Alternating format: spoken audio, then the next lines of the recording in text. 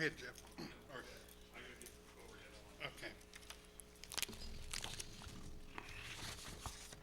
I will, we'll go. And you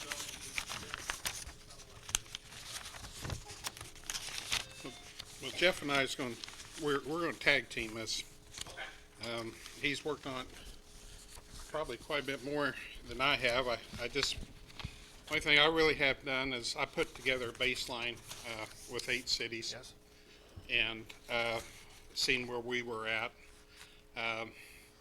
And we were the lowest one out there. We had one that's really close to us, but and I'll just name some of the cities here that was in comparison.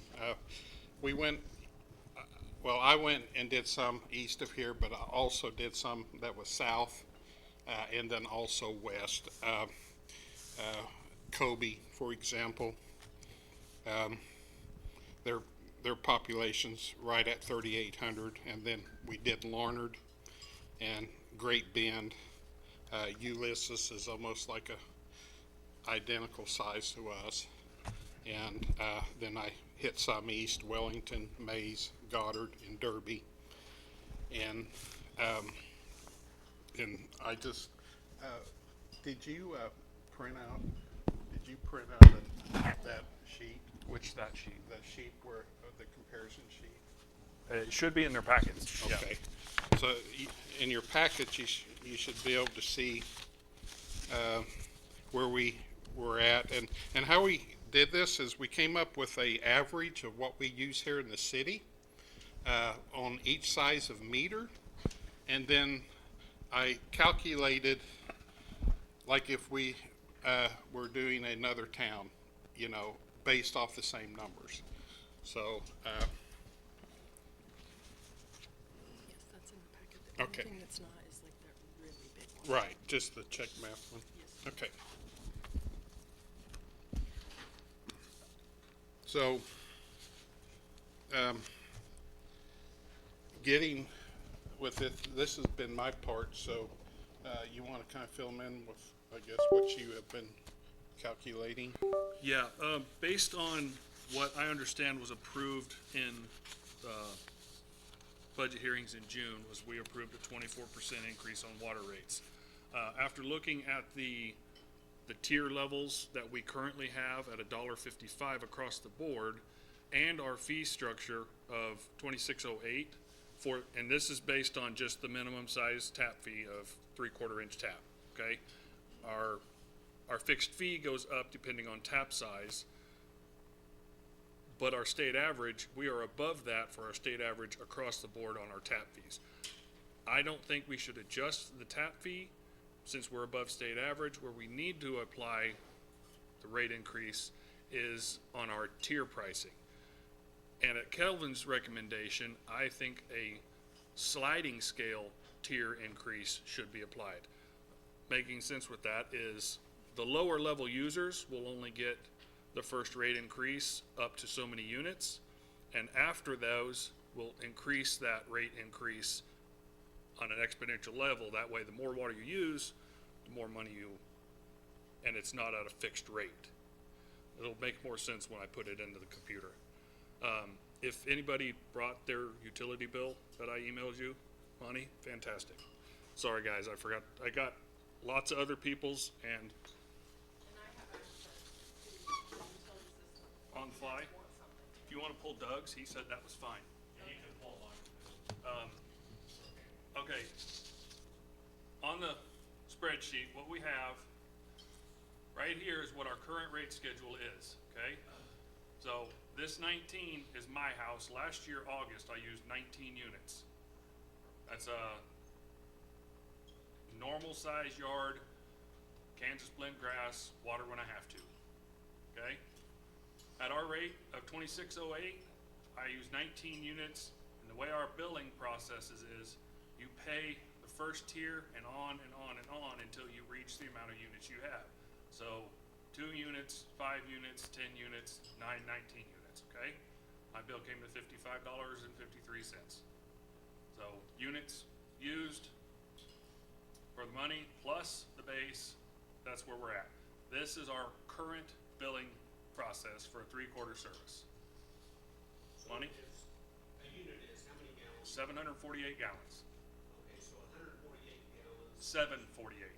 748, it costs you $1.55. Correct. Per Per that one unit. no matter how many. Right. Okay. Well, first 2 minimum of 7 after that, you're charged Yeah, currently, the first 2 units are covered in that rate. We're gonna try to go away from that and have no free water, so that the first is billed with the units. Okay? So, I'm gonna start with just mine, cause I know I don't have to ask for it. Okay, at our current rate schedule, 55.53, and going down these are varying degrees of increase, all on the 24 scale. So at $1.55, plus 24%, plus 24%, and on and on and on, per tier units, okay? But they're all on a 24% increase scale. This one, the blue, they're 24 across the board, so everybody would be $1.92. This is not that sliding scale that Kelvin recommends. The green one is the one we're gonna focus on the most, because it is gentler on the smaller users, but as you get into the higher use, you have to increase your unit cost, which I believe is the most fair for the lesser users. It'll be the less painful for, and pretty standard across. the board, yeah. But still, these unit rates are significantly less than state averages. Okay, so I've already asked to use his as an example. My brother, Chris, with all the Christmas lights, all right? He has a fescue yard, waters it like it's a rice paddy, okay? He used 24 units. He used 24 units of water last year as his high, okay? This year, on my recommendation level, if he used the same amount of water, there's where his jump is gonna go for that 1 month, okay? And this just puts the billing in real world vision, so you can see what it's actually gonna do across the board. Same thing for the very small users. My mom uses 3 units on the average.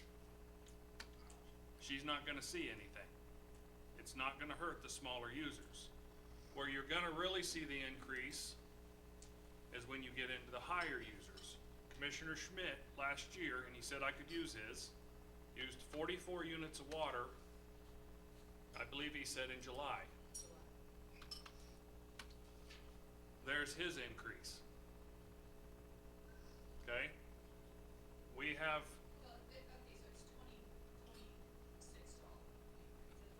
And that's for 1 month, his highest month. Right. Next highest month was 31 units. yeah. The residential average, did you say 837, Bree? 8.76 is our residential average across 2025. Correct, okay, so residential average, there's where your adjustment is gonna be, okay?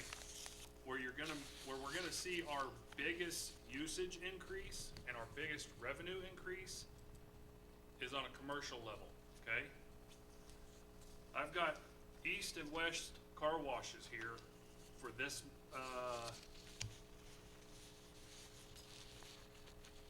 yes, this month, okay? West Wash used 200 units.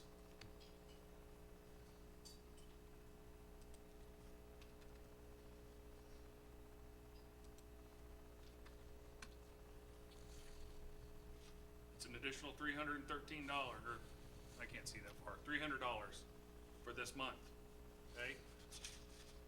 Their highest last year in highest this year, 695 units.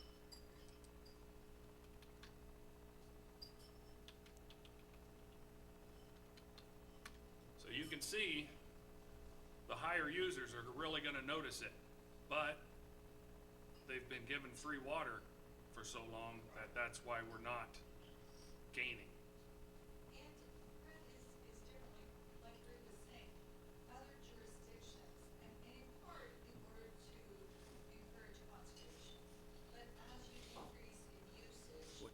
base unit rate for high use? So, in order to, if you want they can't. 1134? They use 2 units of water, they pay that smaller fee. People who Derby. use Derby, 3 units of water, 730, 840, 970. I'll figure that in gallons, and they're, because those are all in gallons, right? over so many units, it goes to a higher cost per unit. They're actually units. So, Oh, they are units. Yes. like Jeff has here. So what's their 2 units is always. 971? Is that their unit price? 3 units is always Okay. $1.92. 5 units is always. Hold up for a second. So then it would go, after you use Hold more up than for a 3 second. units, up to 5 more, then it would be that I'm 233. just on 3/4. After that amount, if you still use more. You see how they, no, they're gallons, they're gallons. People would still only use that minimum Yeah. for the first 5.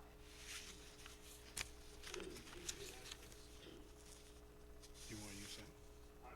No, I'm going off of that, if that's their unit use. So what's their highest? $11.34. More than 40,000 gallons is 1134 per thousand. Okay. You wanna take a selfie? They'll figure that, they'll see the difference. Okay. You actually cannot hear on the video unless the microphones are on. Sorry. I didn't know if they wanted to hear our doing. Yeah, well, yeah, maybe turn it off if you're not speaking. To give you an example too, like, I know we said the average is 8.76, but like a family of 5 that utilizes water features in the summer, one of my personal family members, they have a household with 5 people in it generally, and they are much like a lot of the other homes in the city of Pratt, where they use under 10 units pretty regularly throughout the year. And then there's about 3 months where they use around 20 units of water. Usually it's less than, but most households are in that category. Now, there's plenty of people who have leaks in their households that have gone undetected, if you will, where they're using over 20 units of water. But we also have people that have known leaks and choose not to fix them. So there are some situations where this isn't going to be as easy for them to accept, but the majority of the homes in Pratt use less than 20 units of water on a regular But it could basis. be a catalyst for them to fix that. Correct. So at the moment, just that severe of increase in the price, in essence, per gallon, is a stumbling block to me because, 1 gallon doesn't cost us more than the next gallon to provide. To me, there's a huge cost in providing service to a household. And then each gallon, or, to have overall water that's safe to drink. Right. And so that is something that somewhat everyone benefits from equally. So, I mean, if I had a car wash, I'd hit the roof.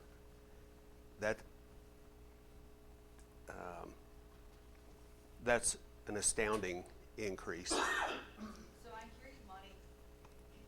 But I hear what you're saying, but right now, Pratt is different than almost every other water utility in the state because we don't charge more for commercial. And we need to raise revenue because of the system And you- implementation we're going to have to do, and we got to show a revenue stream. So I definitely agree we've got to get rates up to cover that, to show that we can pay for the bonds and still operate a water system after we get it in place. Monty, I put that car wash in across the board on all the different tier levels. So there's our current rate. There's at a sliding scale above 10,000. There's a 24% across the board, no sliding scale, and this is the most aggressive with each tier level getting 24%. So I mean, there's your, in my opinion, there's your options at the increase. It's just a matter of, are we increasing it enough to gain anything, or are we just, next year we got to look at the same thing, and then the year after that, and the year after that? Which one's going to buy us enough time to make some improvements? And the water department has used almost all of their budget dollars for 2025. And the commission approved a 24% increase in water revenue for 2026. So that increase has been in effect for half of the year, right? No, We all of- implemented it in June or something? You approved it in June. It doesn't go into effect till January. Correct. Oh, okay. And, but at January 1, 2025, we increased rates 24%, I think. Yes. I will tell you, and just with all transparency, I lived in a different jurisdiction even a year ago. And my water bill was regularly $200 a month. I had a 2,500 square foot house. It wasn't, a mansion. And there were 3 of us living at home, me and 2 kids. I know in Rose, my sister lives in Rose Hill. Their water bill is consistently higher than their electric bill. And Russ, who just moved to Dallas, Fort Worth area, he said that his water is so much more expensive where he lives than what our rates are now. Uh-huh. Here's a direct quote from Russ. Pratt should be cool with the water rates. They should see what I pay here. He's been sending me his bills to show some comparisons. He hasn't sent me water yet, but I did get his electric. Or no, that's not true. I got his water bill. I could go grab it, but it's got a tiered scale and it was pretty substantial. Yeah, I believe you shared that with me, and it was Yeah, I think I have it surprising. saved in here. Kyle, you had, in your first month there, you had that leak. Yeah. It was 50 units. Okay. And then the previous month was 12 units in October. That was So after the leak. that was red 11/17.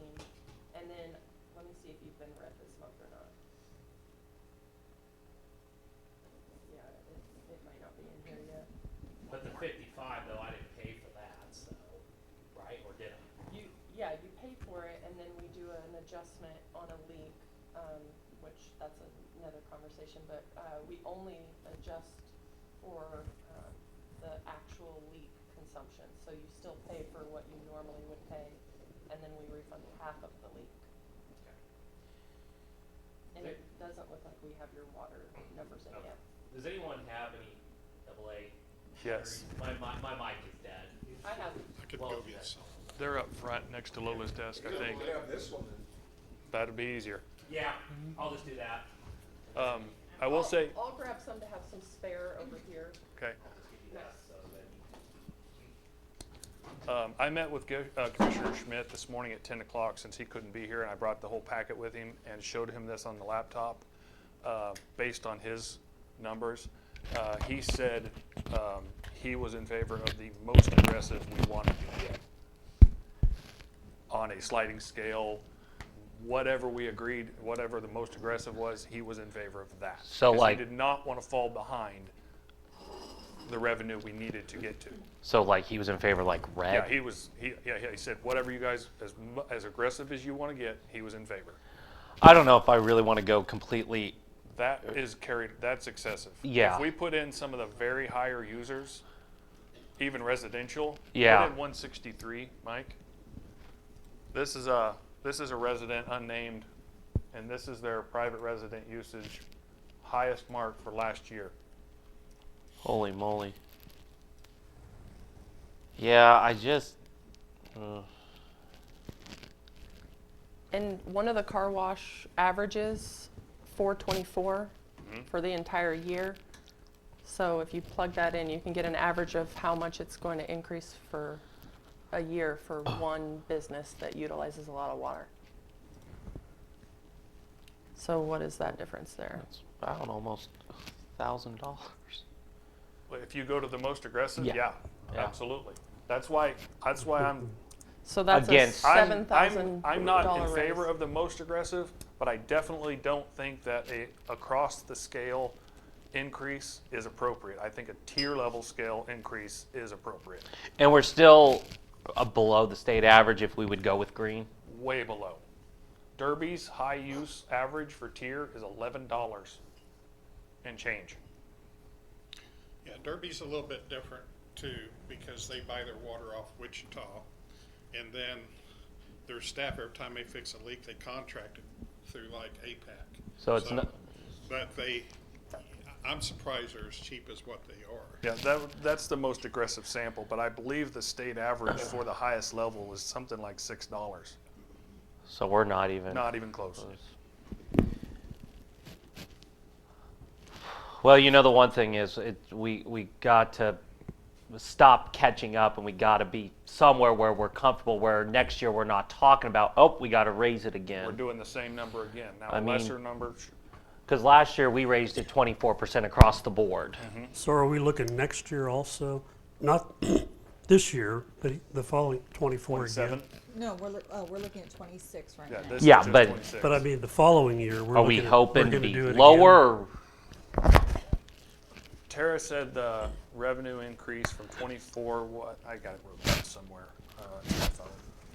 We did 24%. Sorry. While you're looking that up, just to clarify too, we have residential and commercial in the system as separate codes. Yeah. Oops, sorry. So if you wanted to do something different with residential and commercial, we have that ability. We just currently have it set up where everything is charged the same across the board. And one of the concerns that I have about raising them all equally and not going to a tiered system is because people are hurting, individuals are hurting. Bree said that her cuts are up more than they've ever been. And so those are individual people who are struggling to pay their water bills. I don't think that our lower levels are that much below state average, but our upper levels, the commercial side, is way below state average. And so to write it, to make it, consistent with the industry, that's But why even we're with the recommending that. raise, we're below the state average. Did you say that? Even Yeah, if we did this, I would say that would be accurate, yeah. Even with, if you went with the green at that raise, we would still be definitely below the average on the unit rate. We're above average on the minimal rate, but we're so far below on the unit rate, we can't make up the difference. Bree, how much of an increase on our cuts have we seen from last year to this year? Is there any way to see that number, or? No, not necessarily. So we print out a list Yeah. for the front desk on a regular basis, and I do cuts twice a month 'Kay. for each cycle 1 and cycle 2. And I'd say we went from about regularly having 10 cuts each cycle, 10 to 15, where I'm cutting 20 to 30 people. Now, a lot of them pay when our meter reader approaches their household. They wait until we're used as a reminder in a lot of situations. But then there's a lot of people that have to make other arrangements to get their services turned back on. We have an increase in late notices, we have an increase in final notices, and we have an increase in cuts. So it's across the board. Bills are getting pushed to the side, if you will. And I'm assuming these people that are cuts, they are in the lower tier of units being used, right? Yeah, I was actually gonna try to pull a couple and privately, so nobody's going to be able to see this, just as a disclaimer. Just the units. Yeah, so I will look it up, and I'm the only one that can see this, and I will look at the consumption Yeah. on a couple known struggling families. The water revenue for '24 was $1,328,000. With the 24% increase for this year, we are currently at $1,516,000. And if we did a 24, it'll be approximate because it's going to be a sliding scale if we went that route. With a 24% increase for the next year, it'd be $1,880,000.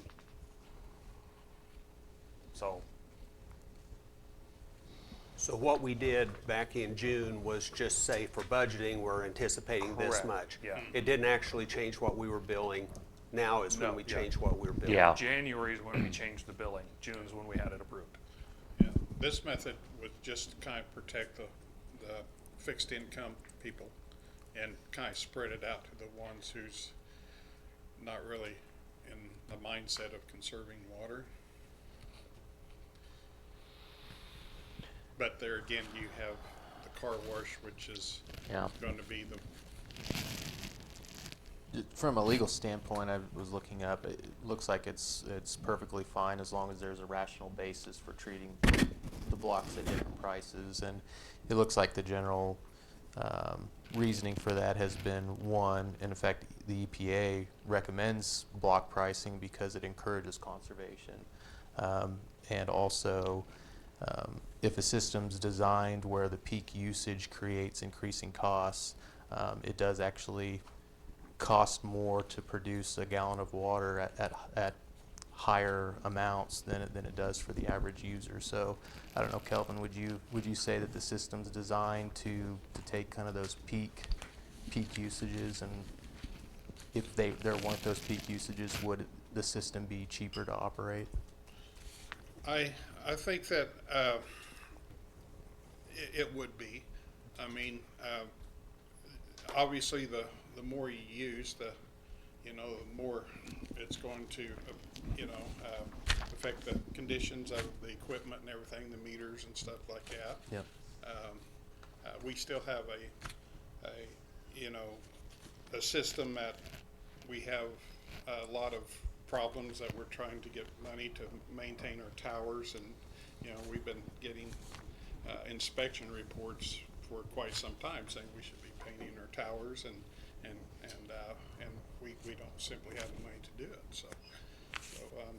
So yeah, my recommendation would be is we could include some language on that in whatever we adopt, just to make sure we're covering our bases, that we have a rational basis to do a block style charge. Brad, I know you're not, you can't make a decision today, but if you could make a decision, what would you kind of do? Well, I'm with, making the major is, to me, is out of the question. Mm-hmm. Middle of the road, and I also agree that, people on fixed income and everything, that needs to be a constant to them all the time, and that don't use that much. And we all have to remember that, I know car washes may have a fit, but they're in the business of making money, okay? And so are we, to cover our bases here. Mm-hmm. And if we don't raise, which we didn't raise for many years, when I first got here, we got ourselves in trouble. Right. And we're catching up and still catching up. So we got to start. So hopefully I answered your question. No, you did. No. So would you say that if you could vote, would you go with the green one then? Yeah. I'm And okay guys- with it. I think we want to have in hand examples of other cities Yes. where this is no higher than they are. I concur. Just to, He's got it here. And guys, I reviewed several households that I know are struggling per my experiences. They were all under the 10 Okay. for an average, except one, and I've personally spoken to them and believe they have a leak. Okay. And then I also looked at a couple of households that are senior citizens, and Thank one you. with a fixed income that lives alone. And the fixed income live alone is averaging 1 unit of water for the entire year. 1 unit? 1 unit. And then there's a couple that I looked up that I know are on a fixed income, and they were averaging the 8, which is exactly what our residential average is. So the only one household was outside of our expectations and our research, and I believe they have a leak, and I have spoken to them about it already. So when looking at this, is this Pratt's charge rate with the 24% That's where we're currently at. at? Yeah. So And Cody, you can Cody, see what kind of language would we use? What would we say to make that appropriate legally? How would we word that?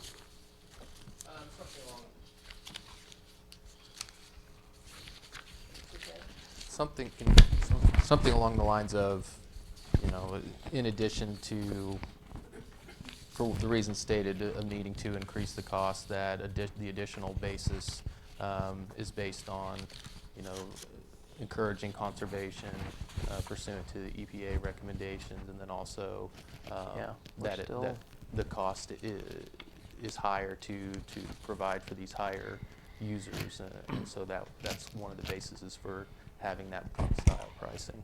Even with the 24%, I just kind of did it with our 7 units. We're at 40 with the 24% increase. Go from 3383 to 4194. We're still below Derby, Goddard, Mays, Wellington, and we are kind of tied with Larned. So if that kind of gives you guys a perspective. I think I like the green, in my opinion. I think it's the most doable. And again, I agree with Gina. I agree with Brad. And again, I think we all agree. I think, it's not going to hurt those that are in poverty, those who are struggling.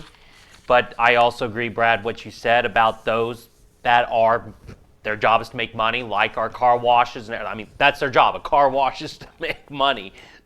But I think also, too, we have to realize is that I don't think we started raising the rates till my second or third year. I mean, we didn't really start talking about it until my second term, I think. We messed around with 4%. Yeah, 4%, 2%. We babied it around, and then of course, Monty last year, when you started to come on, you said rip the Band-Aid off and go to 24%. I remember that. But I also agree that we cannot continue this catch-up game. So when I was, the first 5 years that I was a city attorney, you had an ordinance in place that would increase the cost 2%, 2% for the next 5 years. That we actually fell below. Yeah. Yeah, we fell more behind doing that at the time. But I do think, though, we just have to be very transparent when, we raise these rates and just explain, like, hey, we're still below the state average. We're still below a lot of these cities. We're trying to make sure we provide you with clean, quality water. I mean, that's the goal. We have to set ourselves up into a position where we can build a water treatment And I plant. concur. And normal usage that is consistent across the board will see a very minimal increase monthly and annually.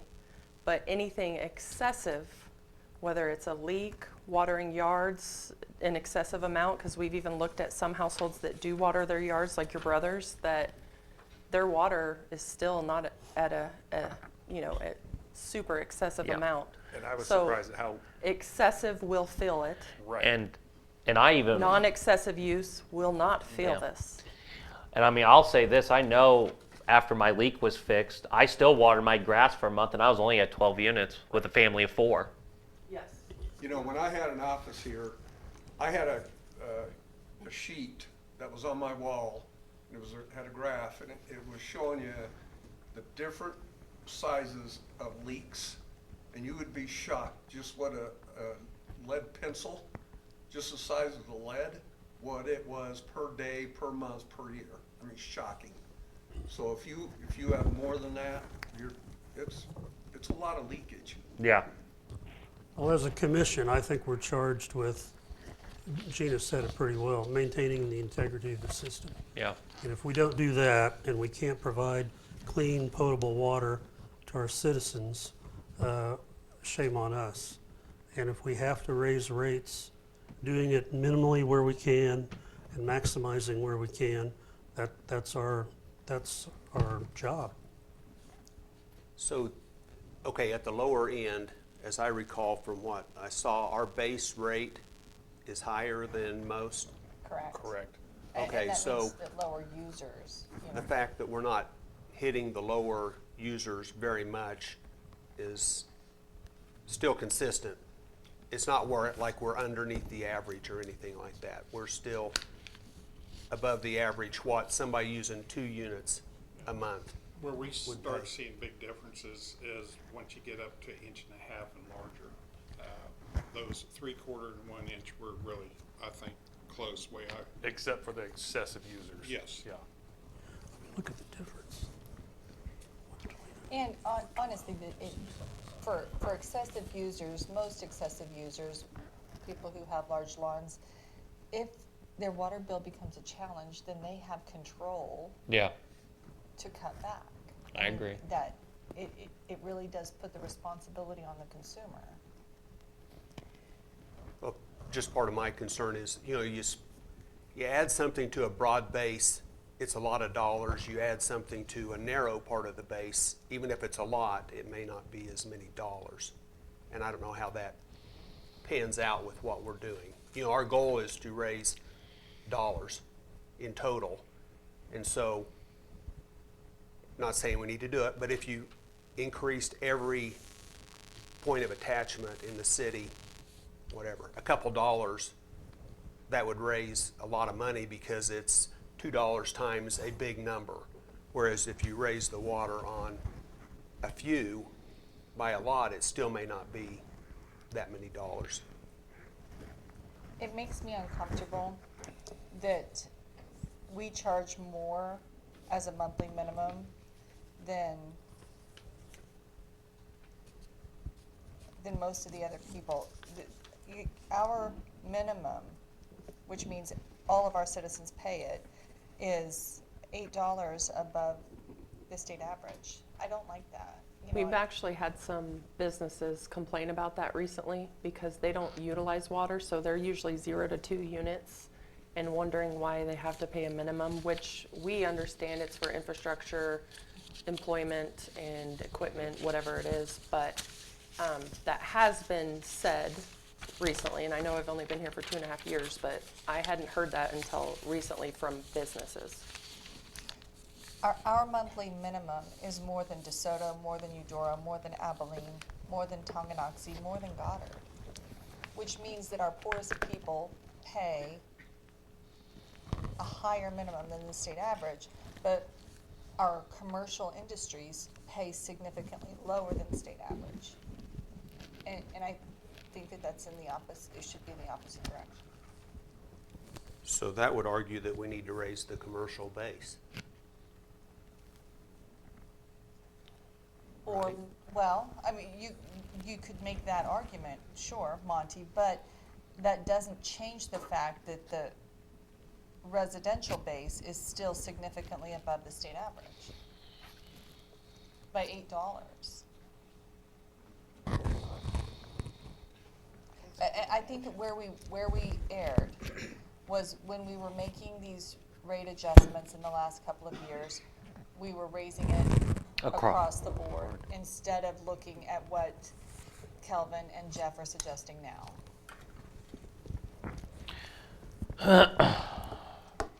Is there probably going to be I don't know if this is possible, but is a way we can lower residential but raise commercial, or is that going to be impossible, you think? Or is that going to hurt the budget or anything like that? On the slide scale method, Carl Brown, a lot of cities across Kansas, they use Carl Brown's philosophy when setting rates, and that base rate is really supposed to be designed just for what it costs to operate your system, and then any water sold after that is where the tier levels start coming in. I think where we kind of was at before is we were at a 2-stage billing method. We got so many units, and then we had $1.55 per unit after that. And that's how we ended up with that high amounts. But this scale method, do you still think it, will that affect this any, you think, or is it going to help anything out, or? It will, so Monty, I guess what I see is that what you suggested, that you raise rates among a large amount of people, and that raises rates significantly. If you raise it among a few, then it doesn't raise it as much. We've done the first part for the last 4 years, and now we need to look at right-sizing the higher end users. That's my Yeah, I'm okay with the green. analysis. I think, and I apologize for being late, but I think that also along this line, we've got to do some education of our citizens of what and why, and in many ways, not just a newspaper article, and continuously for a long time, telling people, our website, the paper, maybe a letter with their billing, just to try to help people understand what we're doing and why. I hope So- that makes sense. So they know ahead of time. It's not when they get the higher bill, Yeah. then they're in shock. They know it's coming. If they use a decent amount of water, average or higher. And it's just a thought, but No. I just feel education, I mean, I think, can be beneficial. I'm pretty sure, was it when we did the 12 or the 24, Russ held off for a month so that we could send out letters to inform the public. I can't remember, was it? I think it was 24. I think 25 we were effective January 1. Okay. And 24 For- we had a delay. We had a delay because we wanted people to be prepared. So, And at that time, we didn't have, the knowledge. What? we didn't have our meetings streamed. Yeah. Or, uploaded, and we Right. didn't have the same level of communication and transparency. Right, right.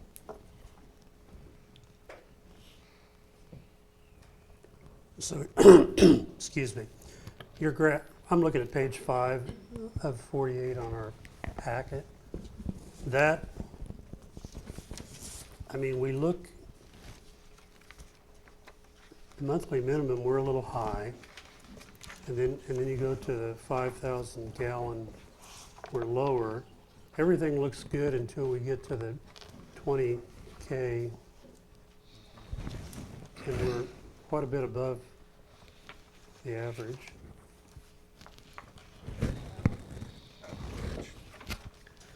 It'd be in your iPad. Oh, it would, it'd be in the email. Yeah.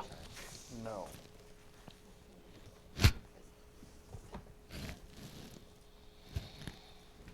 This is current. Top one on blue is current at 6153. So it's not the green below. What we are currently, if you look, we charge $61.53 Second row with the blue. Is that Maze one correct? I'm thinking No. it's missing formulas. That looks like minimums or per unit charges, and I don't think there's a formula in that. It's pretty low. That can't be accurate. It is pulling down their average, so I have access to this. I can pull that Maze one out and tell you what the Well, that's adjusted okay, average is. because we got all the others, but I'm just looking, so the blue is what we currently have now, and then the green is what you're proposing? Or what, I guess I don't understand. Well, this one was put together before we did the sliding scale one that Oh, we did okay. on the Okay. spreadsheet. So the sliding scale was a revised version of this. We just included it so you could see the other population density Okay. that were close to Pratt to see what their rate schedules were. Okay, The most accurate version of what we're proposing is the green version of the spreadsheet. It was online. That was on the overhead, that. yes.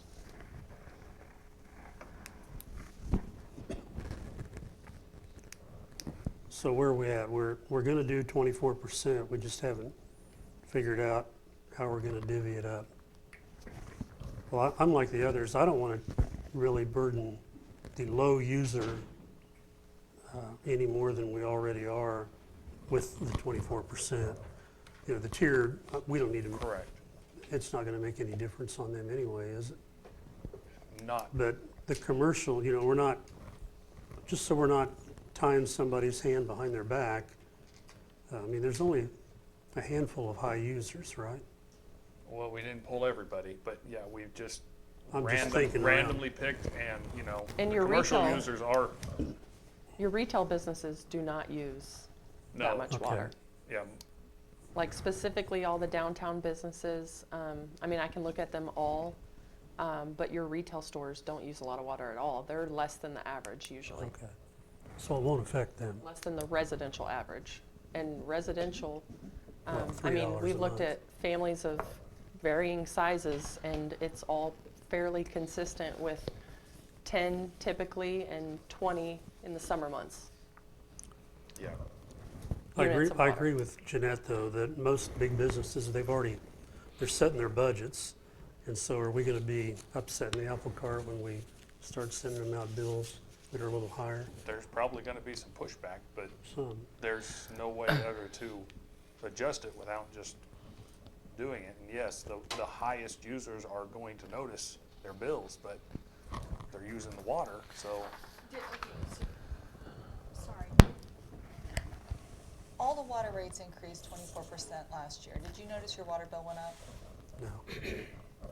Not really, no. Yeah, I agree with Gina on this. I don't know why. I mean, we were fine with this last year, 24%, and now we're worried about businesses coming after us, I guess. Is that? I mean, the water portion of your bill is substantially lower than the electric portion of your bill. I think if we raised your electric rates 24%, we would have a revolt. Yes, I agree.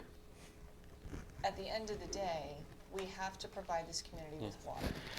And again, we're still trying to find a location for our, I mean, we got to realize that we have to make money or find the resources or the revenue to build our water treatment plant, which Yeah. again is a $40, $60 million project. Well, that's the other part of the equation. Is this gonna be enough to keep you going? I think we still need to continue with rate studies once we establish what we do here today. And KRWA does have a program in place where they will provide a rate study for free. They brought that up. So if we could get something established, and then maybe next year, look and see where we're at. It's hard to know because higher rates may lower consumption. Yeah, Right. that's true. You just don't Yeah, know and how it's gonna true. play out. But I think the biggest thing is this, you know, for the last 5 years, Gina, you said the first 5 years you were here, you know, it was 2%, you know, whatever. And I think the biggest thing is, you know, and again, I'm not blaming anyone. This is not pointing fingers, you know, for so long, I think the city of Pratt or our predecessors were always scared about the public always being angry, you know.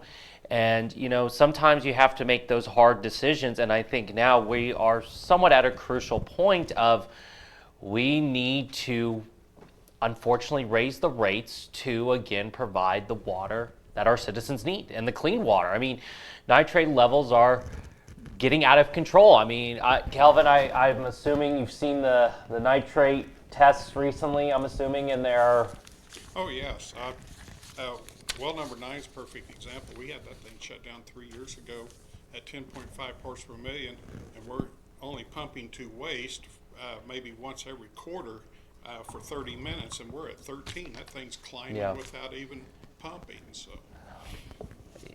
I think the thing is, you know, we didn't warn, 2 years ago we warned the public, you know, and whatever, but I think I'm in favor of the green level. And, you know, it is what it is. But we have to provide clean and clean water.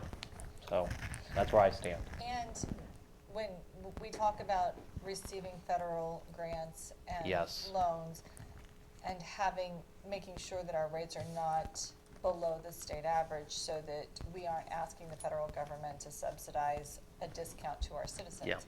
Right now, the base rate is above average. The parts of our billing that are below average are the higher consumption users. And yeah, and I think you're right. I think, Calvin, you told me this, I mean, pretty much for us to get those grants, we have to be at a certain number. So. Well, nobody likes to pay more than they're paying now, but I think we got a lot of smart people live in this town, and I think if you give them a reasonable explanation, they'll understand. You know, nobody wants to pay more, but they'll understand. I think education is just crucial. I agree. And unfortunately, though, you can, as the old saying goes, you can lead a horse to water. Doesn't mean they're going to drink it. I know that, but we've got to try. No, I agree. I agree 1,000%. But I think the best route is what Kelvin and Jeff you provide is going that green route. So I guess with that, do you? I'm assuming we need a motion for that, correct, Cody? Yeah, I do have a proposed one Yes. if someone wants to look at it first. Yes.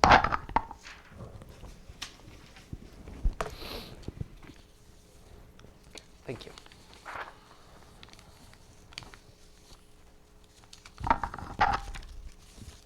I have in there tiered as presented, so I don't know if any of those other ones could be classified as tier. So if you need to specify which one, you might add that to it. But You are right. So does the ethanol plant change with any of this? Is that just a negotiated thing between us and them? Right now, we have a contract with the ethanol plant through 2027, at which time their rates would revert to the normal rates. When Jennifer and I have spoken in the past, the ethanol plant was willing to be raised incrementally, you know, with, so like, 2 years ago, 12%, last year, 24%.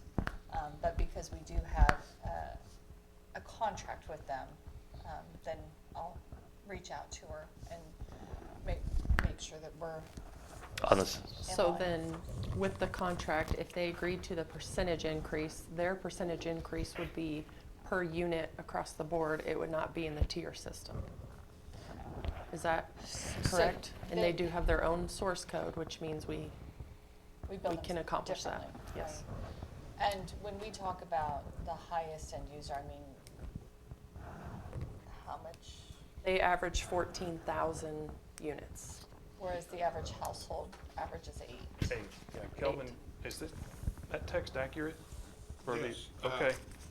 Kelvin yes. just texted me before the meeting, October 25, they used 16,498 units in October. It's a little over 120 million gallons. Yeah, Which is, it's, having them in our community is a tremendous benefit. And I think that having a contract with them, a separate contract with them, makes sense. Right. I agree.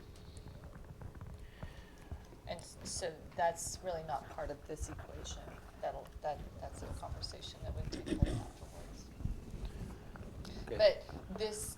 But this situation helps influence that conversation too. You know, if we say, okay, the others were raised, like in the last 2 years, the others were raised a certain percentage point, you know, it seems fair to raise what you're paying, that same percentage point, which is still substantially lower than most.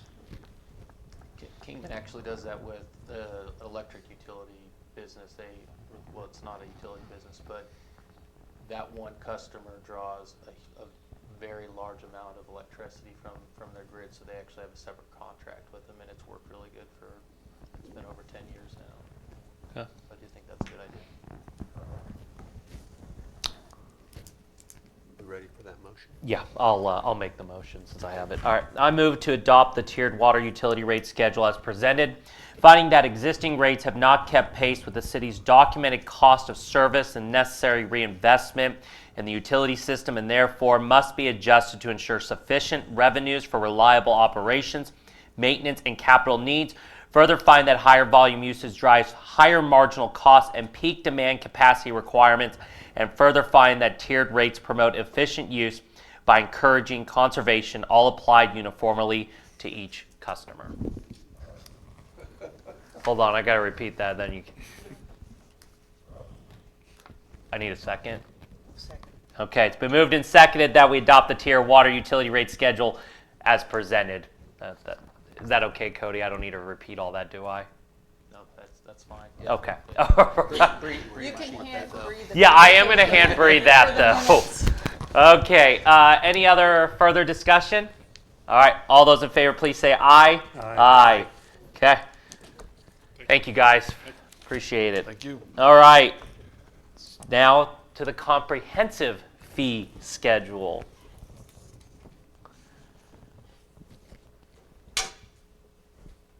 Bree, I guess that's you. I guess that is me. Okay, let me pull up that document. It starts on page 6.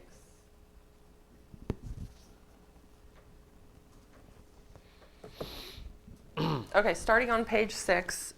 So we completely redid the comprehensive fee schedule last year, and so there was a lot of changes last year. This year, the only changes are listed there on page 6 on the summary. Okay. So the water recommendation, which obviously I did not mess with pending this meeting, so I will adjust that as we just discussed and the motion that was approved. Then also additional water changes. Kelvin has increased his hydrovac cost, and that's whenever we perform work. If we have to rent one of those units, the new hydrovac cost will be more comparable to that, whereas in the past it was significantly lower. When we use our own equipment, it's not as big of a deal, but we did just purchase a new hydrovac 2-3 years ago, I think.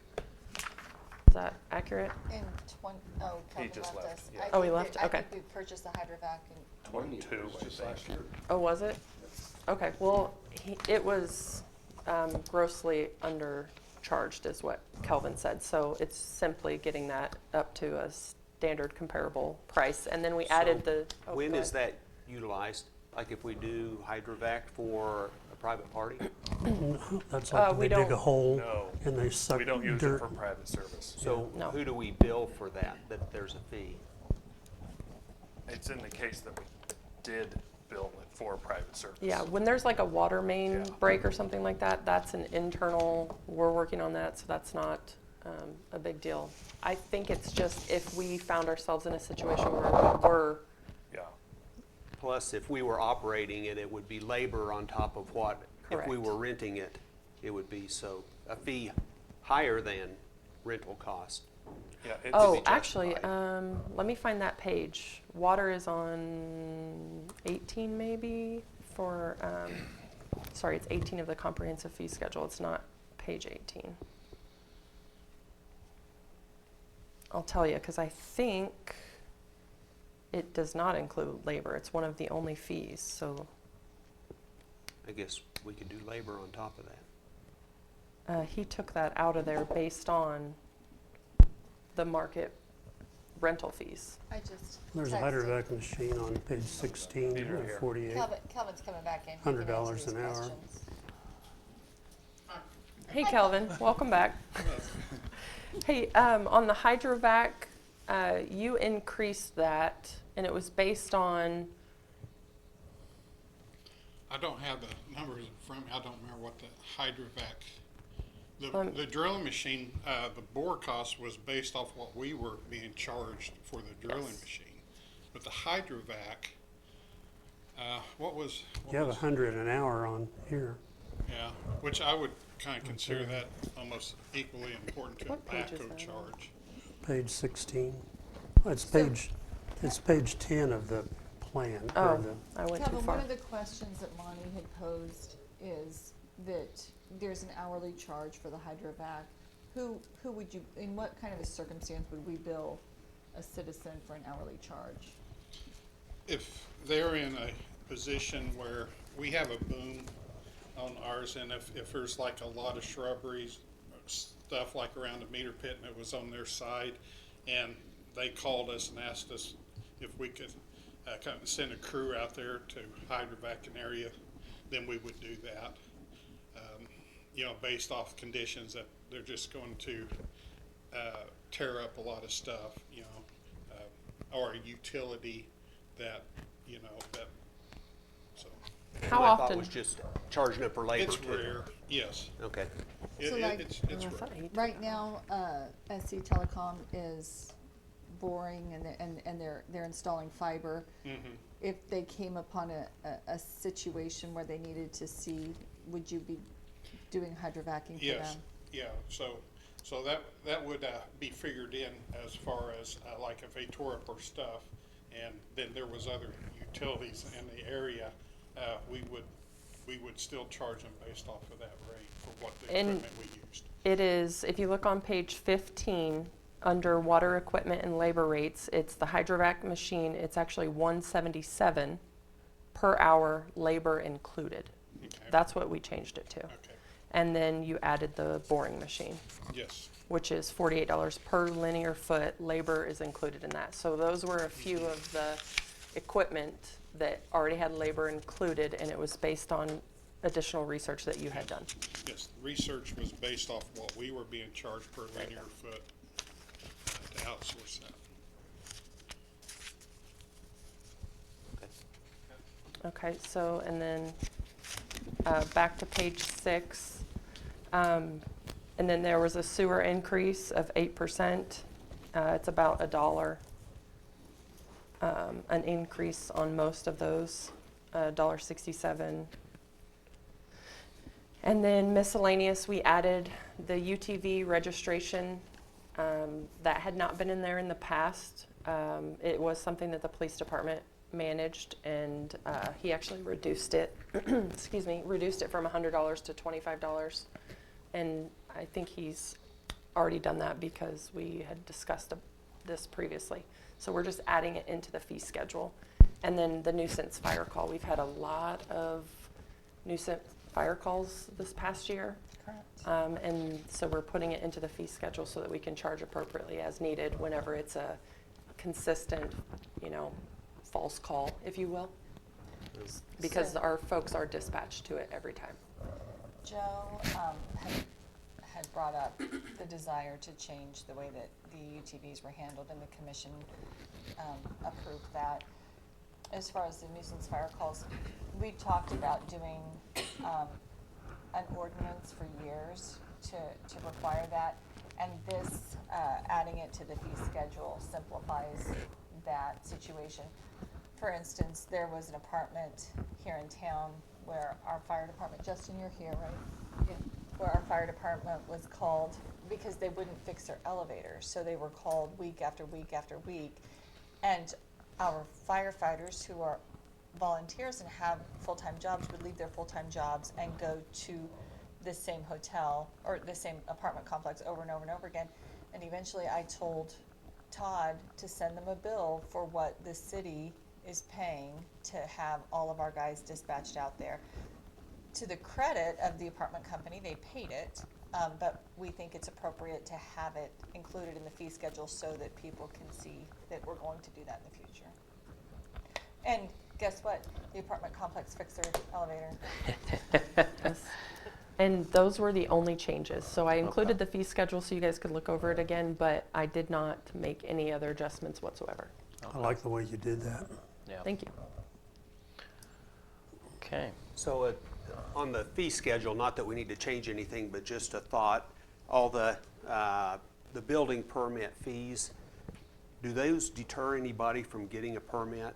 And by not getting a permit, then it doesn't hit the property tax roll that they've made an improvement? I will tell you here, when I was here, they were shocked how low they were. No, it never deters them, ever. Okay. And Lola and I went to a house once where they were putting on a roof and they hadn't gotten a permit. I mean, people tattle, and so we just went and said, you have to go get a permit, and they didn't, so. And Robert has come across properties where there's construction taking place and he'll approach them. Do people fall through the cracks? Yes, they do. But The majority of that is, I think, just an avoidance or a mistake. Like they're either purposefully avoiding it and just trying to get around it and get the work done, or it's a Until they're mistake and caught. they didn't realize. Until they're Yeah. caught. So the majority of people, though, especially the businesses that are local, they come in and get them and renew them every year. Okay. It's a small percentage that bucks the trend. I mean, most people come in and get permits and it's a done deal. So what do you need, a motion? Yeah, to we'll need a approve all these? motion to approve the comprehensive fees, just a comprehensive fee schedule for 2026, Cody, will that Well, suffice? It also it is going to be adjusted with the water rates that you just approved. So I don't know if that needs to be included in the motion because technically, as presented, doesn't include the water. Okay, Okay, well, I'll make a motion that we approve the comprehensive fee schedule changes for 2026 as presented, including the 24% increase in water rates. Is that enough? Second. it's been moved and seconded that we approve the comprehensive fee schedule for 2026 as presented, including the 24% increase in our water rates. Any other discussion? All those in favor, please say aye. Aye. Aye. All right. Thank you again, Kelvin. Thank you, Bree, and everyone for your hard work on that. So, moving on to business C, exiting commissioner reflections and recommendations. Since Commissioner Schmidt's not here, I guess we can, not unless anyone has any reflections or recommendations, but I think we can talk about that in number D, success and areas of potential improvement. Correct, Gina? Sure, and I think that Commissioner Schmidt stated what he Yeah. thought could be improved upon last time. So, all right, so let's kind of describe our 2025 successes and areas of potential improvement. So, if anyone wants to go first, they can. I can go first, and then we can just go around. Hit an obvious one. Yeah. I think a great success was how we handled the transition of personnel. Yes. We had a lot of change, and we've got good people in place. That is major. Yes, I concur with you on that one.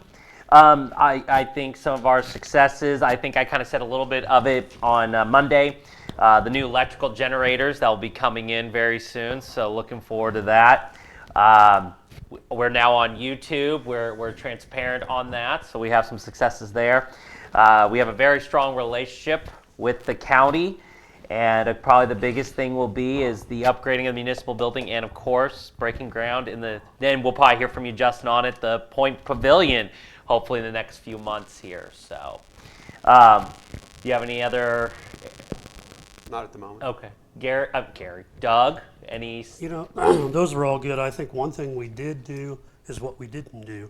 We were set on a path to go a certain direction on our water treatment, and we were pretty aggressive on that. Yet we were smart enough to take a step back and look at the whole situation again, and that's a work in progress now. But I think it was a testament to good thinking that we didn't jump into something that we weren't quite ready for.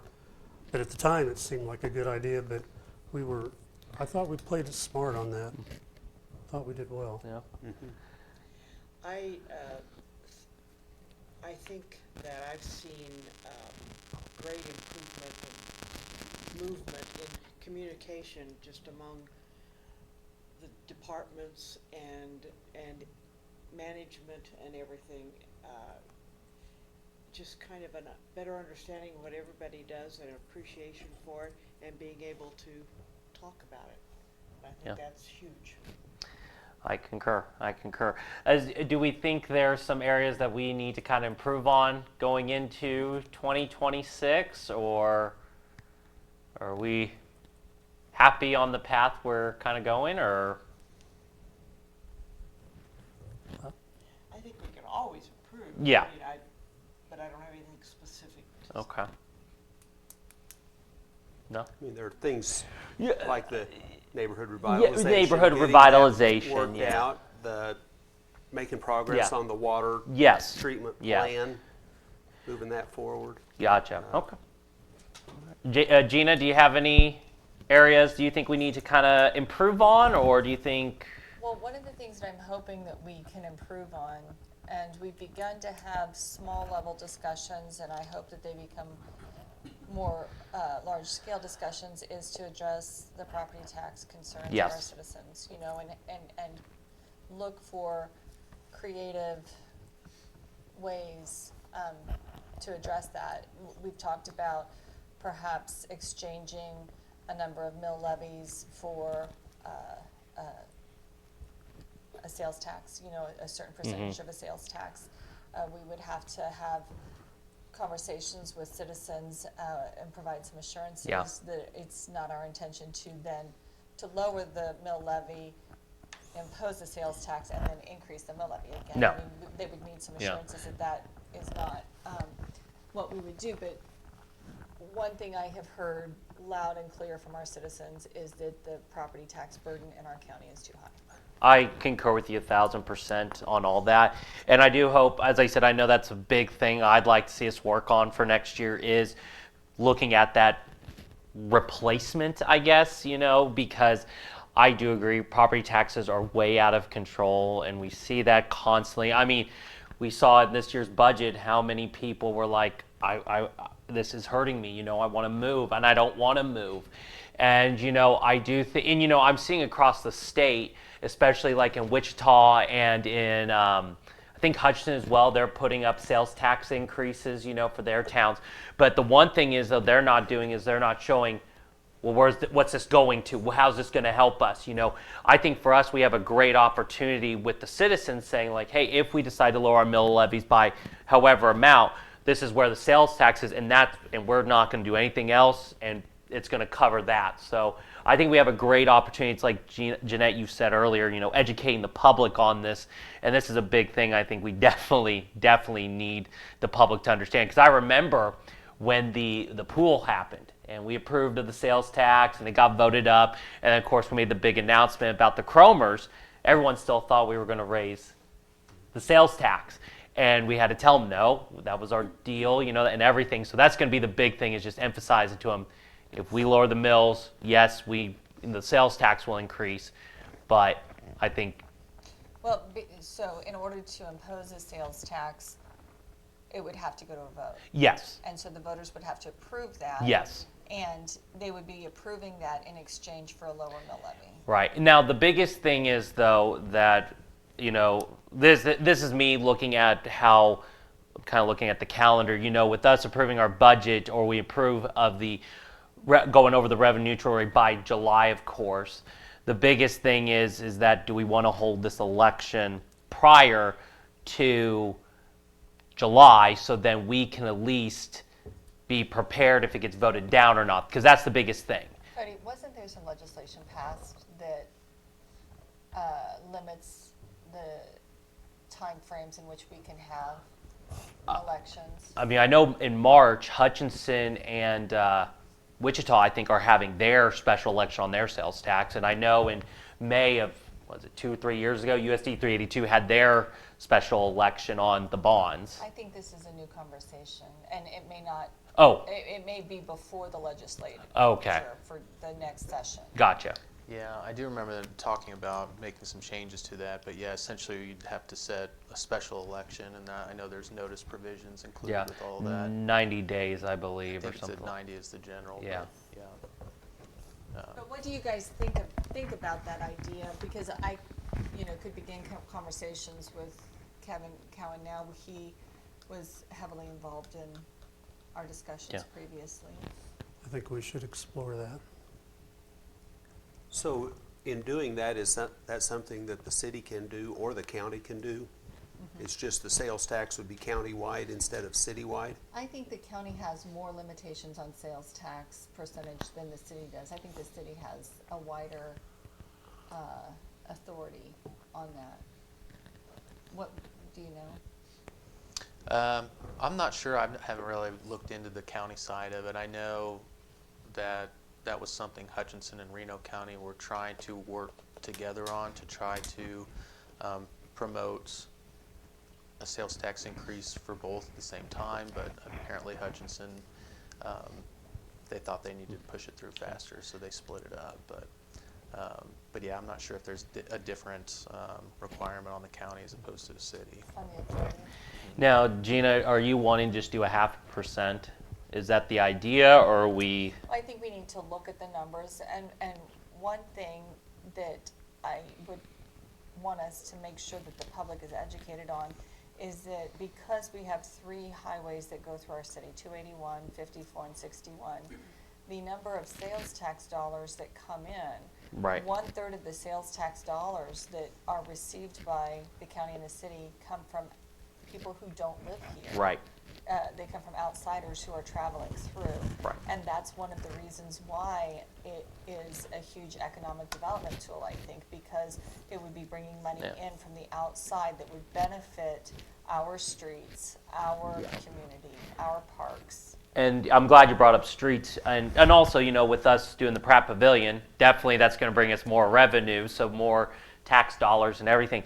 But with the streets, you know, Gina, again, I know we would have to talk about what the percentage, 1%, 0.5%.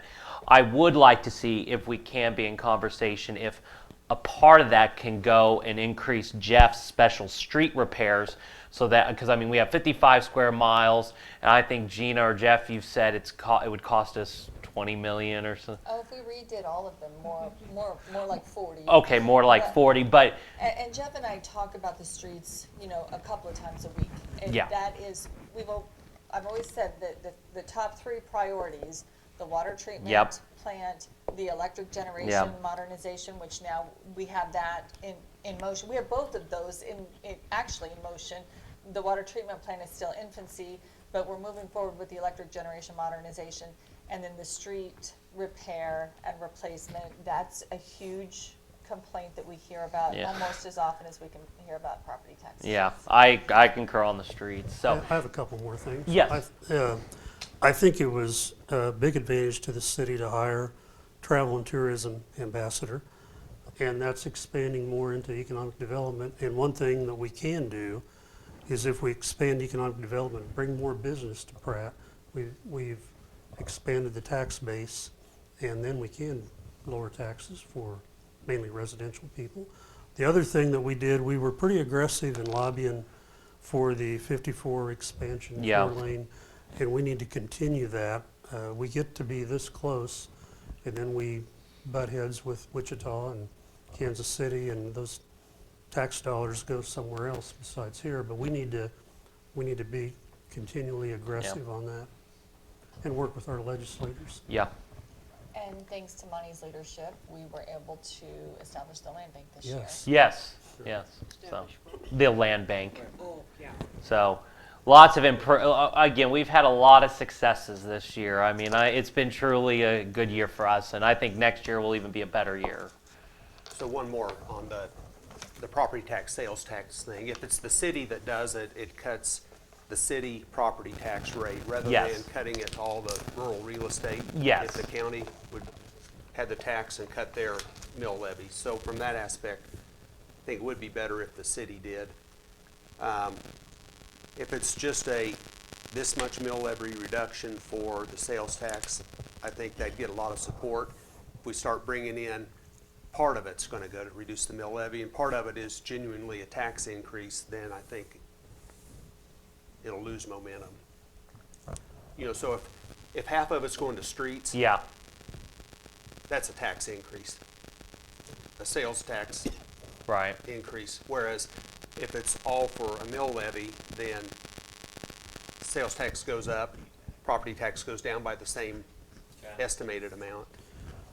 We've got to try and stay revenue neutral. Yeah, this year. I agree. I don't know how we're going to do it, and we can address I- that at budget, but we've got to be revenue, at least for a year. We may pay for it the following year, but I think our property owners deserve a break. Yeah, I concur. I think the biggest thing is going to be is we got to get department heads and everyone a little bit more ahead of the game, looking at what they're what we're looking at the budget wise, and kind of work with Tara to see, okay, how much, if we do a 0.5%, how many mills will that lower us by, or you know, whatever that is, of course. But the biggest thing is, you know, we have to. I would like to maybe, if we do look at everything, I'd like for us to have a special election before we have to approve of if we're going to go above the revenue neutral rate or not in July. But that's just me. That's just me. It just depends on what, I guess, the state law says, I guess, Cody, right? Yeah, I'll do some research on it and draft a memo for y'all to review. And this is kind of backing up a little bit, but I mentioned, but I just think we need to be very consistent about communication with the public, really have a two-way communication, you know. And I don't know how to do that, but listening, but then being able to provide some kind of answer to them. I know we've got our website and everything, but I'm sorry I'm saying it and I don't have a suggestion, but I just think we can always improve our communications in some manner. And we can look at how we might do that. And of course, Monty, you brought it up earlier. I did want to talk about it. In conversation with the county, they are in an agreement with creating possible subcommittee over the NRP and everything. Again, it would probably be Tyson, and I don't know which commissioner, it'd be Rick or Tom, I don't know who. But I guess the conversation here is, for us to kind of move forward, to kind of figure out what the best options are.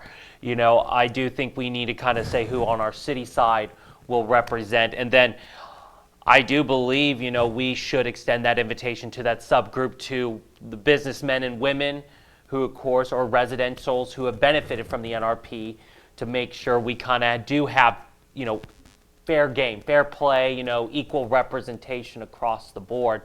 So I guess with this board up here, who do we think should represent the city side? Should it be Robert and Cody, or I would think we'd probably want a commissioner up there.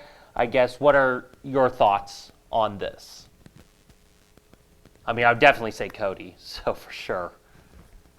And I did yesterday. I drove around with Robert for a couple hours around the city and kind of outside the city a little bit in some areas we think might be some expansion points in the city. And we took a lot of notes and marked up a lot of things on our maps to, start putting together a rough draft proposal in terms of what I spoke about at Monday's meeting. So hopefully I'll have something rough to present to you all soon.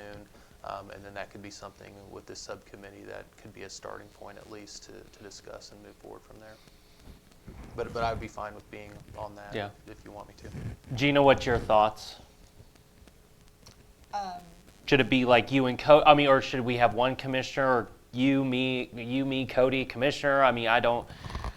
It's what I'm just kind of thinking. Right. Well, so if we're talking about an expanded subgroup, right? So Yeah. we would also have to include Tyson. Yes. We would also have to include Chase Golly on behalf of the Economic development. So obviously, I think that Cody needs to be on there. Definitely Robert. Okay. Because we're talking about future expansion, that it was a good conversation that Cody and I had this week about how some of those other areas that may, that have come into question could be pulled into the NRP. And one of the allowable reasons to pull certain areas into the NRP would be because of a proposed future annexation plan, that then you can pull in some of the other areas of growth and encourage economic and commercial building in some of those other areas. For instance, North 281, where there's anticipated to be a bypass exit, would definitely be a future expansion. And I guess to come back around, I want to be in on that discussion because I helped set that policy. Okay. So we'll have you on there, city manager. And then does anyone on this commission want to serve on it? Or, I'm more than happy to, but if anyone up here, Brad, I know you're not on yet, but if you want to serve on it with your, with your experience, especially on the building side, and, your experience overall, but if anyone wants to, it's whatever. I don't know how big a group we think this should be. I think you need somebody from the business community that was I concur. passionate about it, because I concur. They need a direct source of information from what's going on.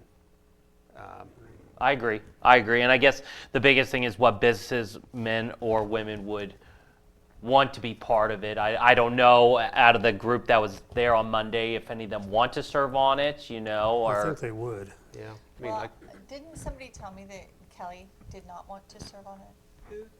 Did I imagine that conversation?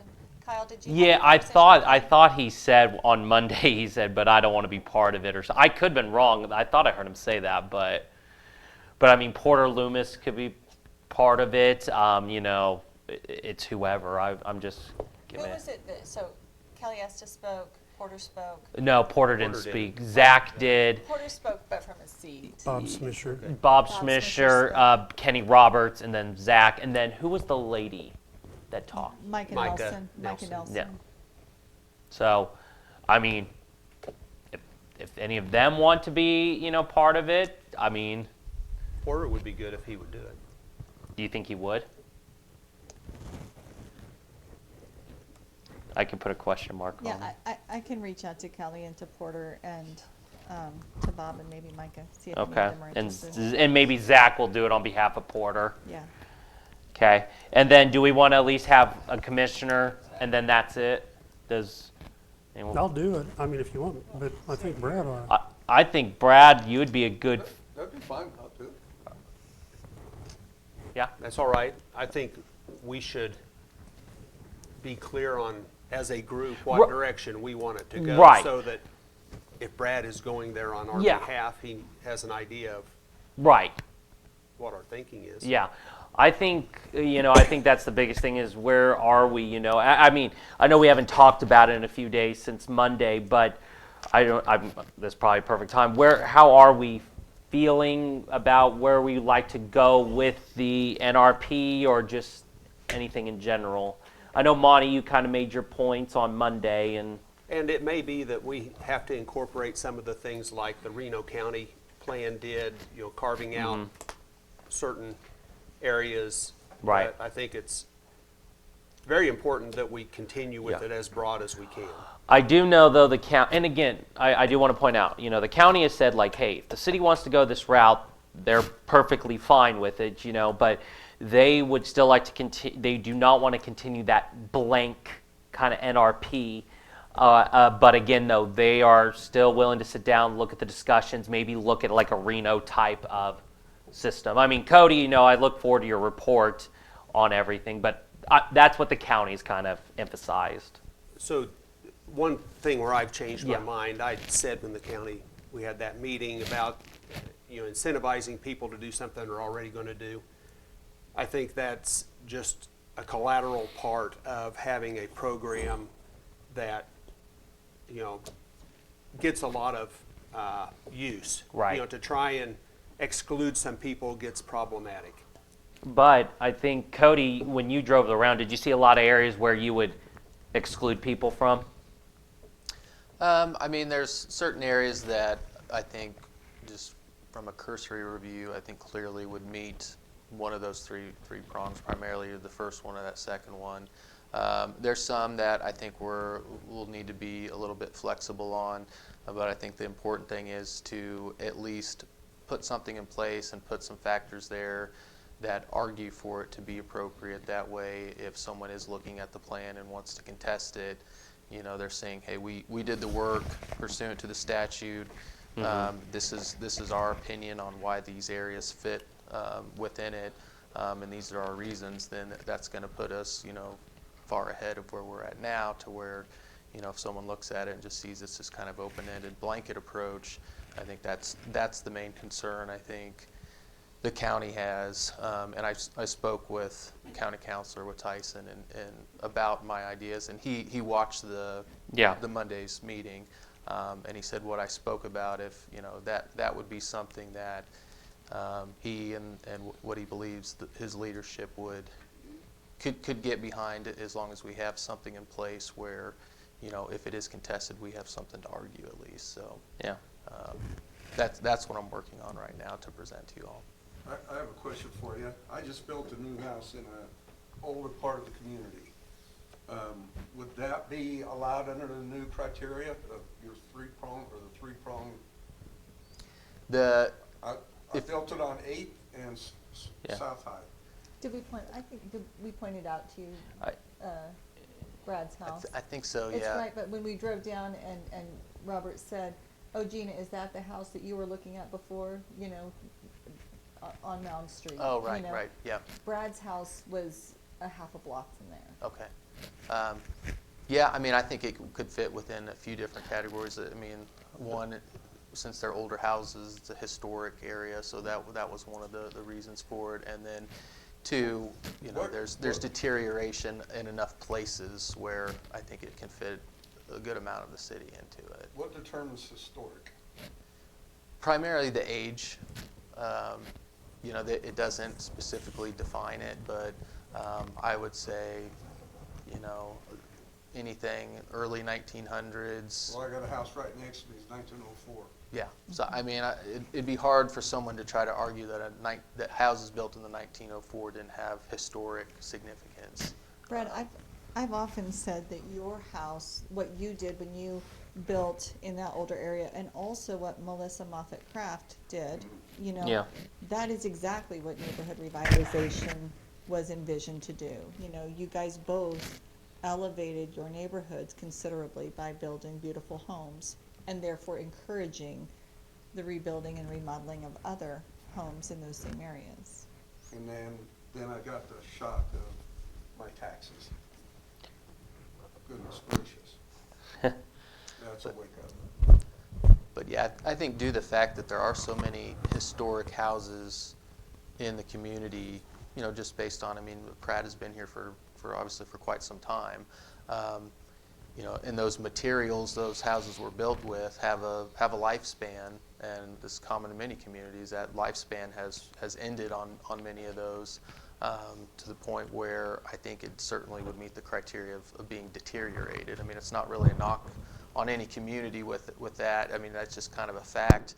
If you have many houses that were built in the early 1900s that are still being used today, unless they've been completely renovated, there's going to be deterioration there. I don't see how anyone could argue otherwise. So that's one thing I noticed throughout the community, just basically due to the age of the houses, and you can tell by how they're built and their structure.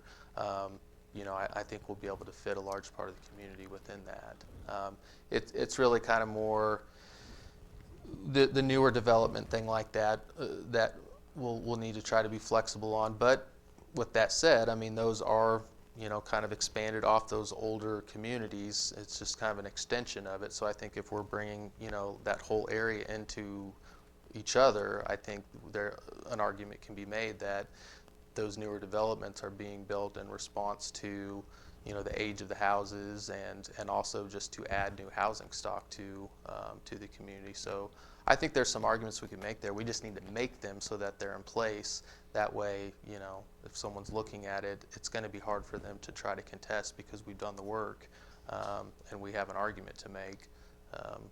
Like I was talking to Robert a little bit. If someone's going to file something, if they're going to make a claim, a big basis with that is going to be how easy they can make that claim. If they look at something and they think, oh, we're going to have to argue A, B, C, D, and E in order to show that we have a claim, I think it's gonna lower the possibility that they're even going to try to force something, to where if they say, well, there's really nothing here that the person I want to make a claim on can defend, then that opens up the door to someone saying, well, this could be an easy lawsuit at least to file. So I think we just need to, like Monty said, make it as broad as possible like we have now, but just put into the plan, you know, criteria and things like that that'll help support anyone trying to make a claim that, you know, that we've included areas that shouldn't have been included. Okay. If that I think makes sense. the Economic Development's housing study that they had done would support that we are deficient on housing above the lower third. And any new housing that we can get built is a positive that helps this community going forward. And so if somebody's willing to build an expensive house instead of a moderately priced house, I'm all for giving them the revitalization to spend the extra. You know, we want expensive houses. That's what they do for the tax base, as Brad can testify.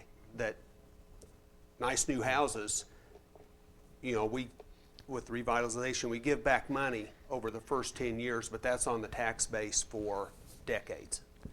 But we also need affordable housing. Really do. There's so many people that live here. We have to make it available for them to live here.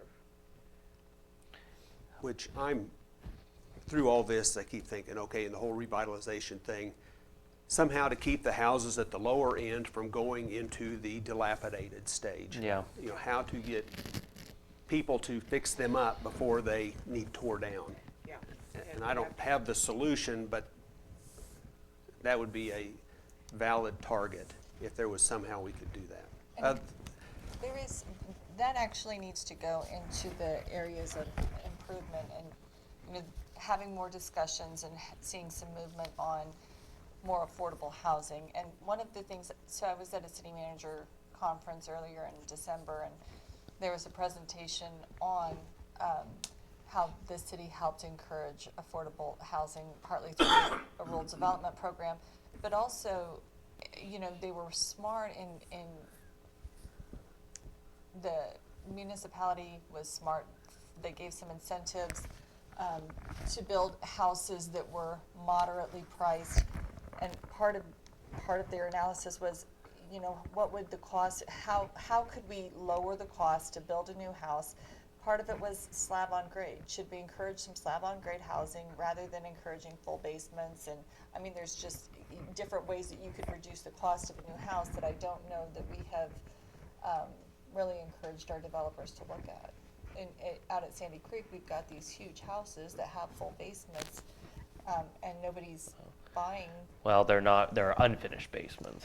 Right, but it was still added to the cost of the house. Right. If it could have been reduced by $50,000 Yeah. by putting it slab on grade, could more people afford it? Yes, I could afford it. I guess so. So with Brad, you know, serving on the subcommittee, what is the direction we'd like to kind of tell Brad? Like, do we still want Brad to kind of say the city is looking, we want to look at a Reno County type of way, or No, I think that Cody has the right direction. He has the right direction. With those 3 prongs, because he can fit a lot of the areas in the city within one of those 3 prongs. But by going through the analysis, it demonstrates that we didn't just blanket say everything qualifies. He's saying this qualifies because this one fits into this category. This area qualifies because of this category. Okay. Am I? Yeah, correct?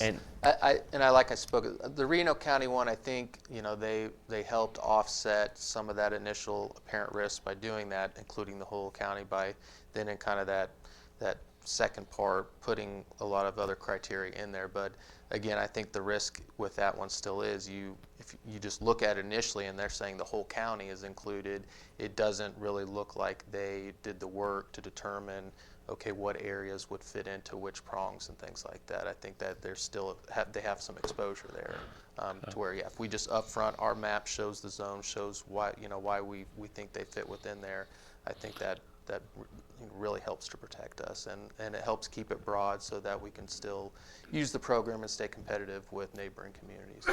And when I spoke to Tyson a couple of days ago, he told me that he believed that he could get on board with Cody's process. I agree. He kind of thinks he can get the county commissioners to agree to. So is that the direction we kind of want Brad to kind of go with, that kind of push for Cody's plan? Doug?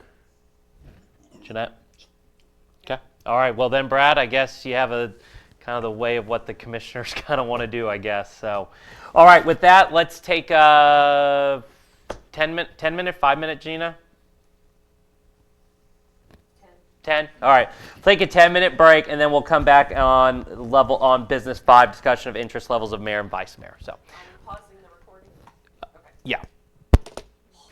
Mike, I'm ready whenever you are. Okay. All right. So there's just one last project that we need to kind of just look at here. I know there's been some changes Doug kind of brought up. We kind of brought up in discussion. But where are we exactly at, I guess, with our water treatment plant and everything? I know, or maybe that should have been a question we had Kelvin here, but.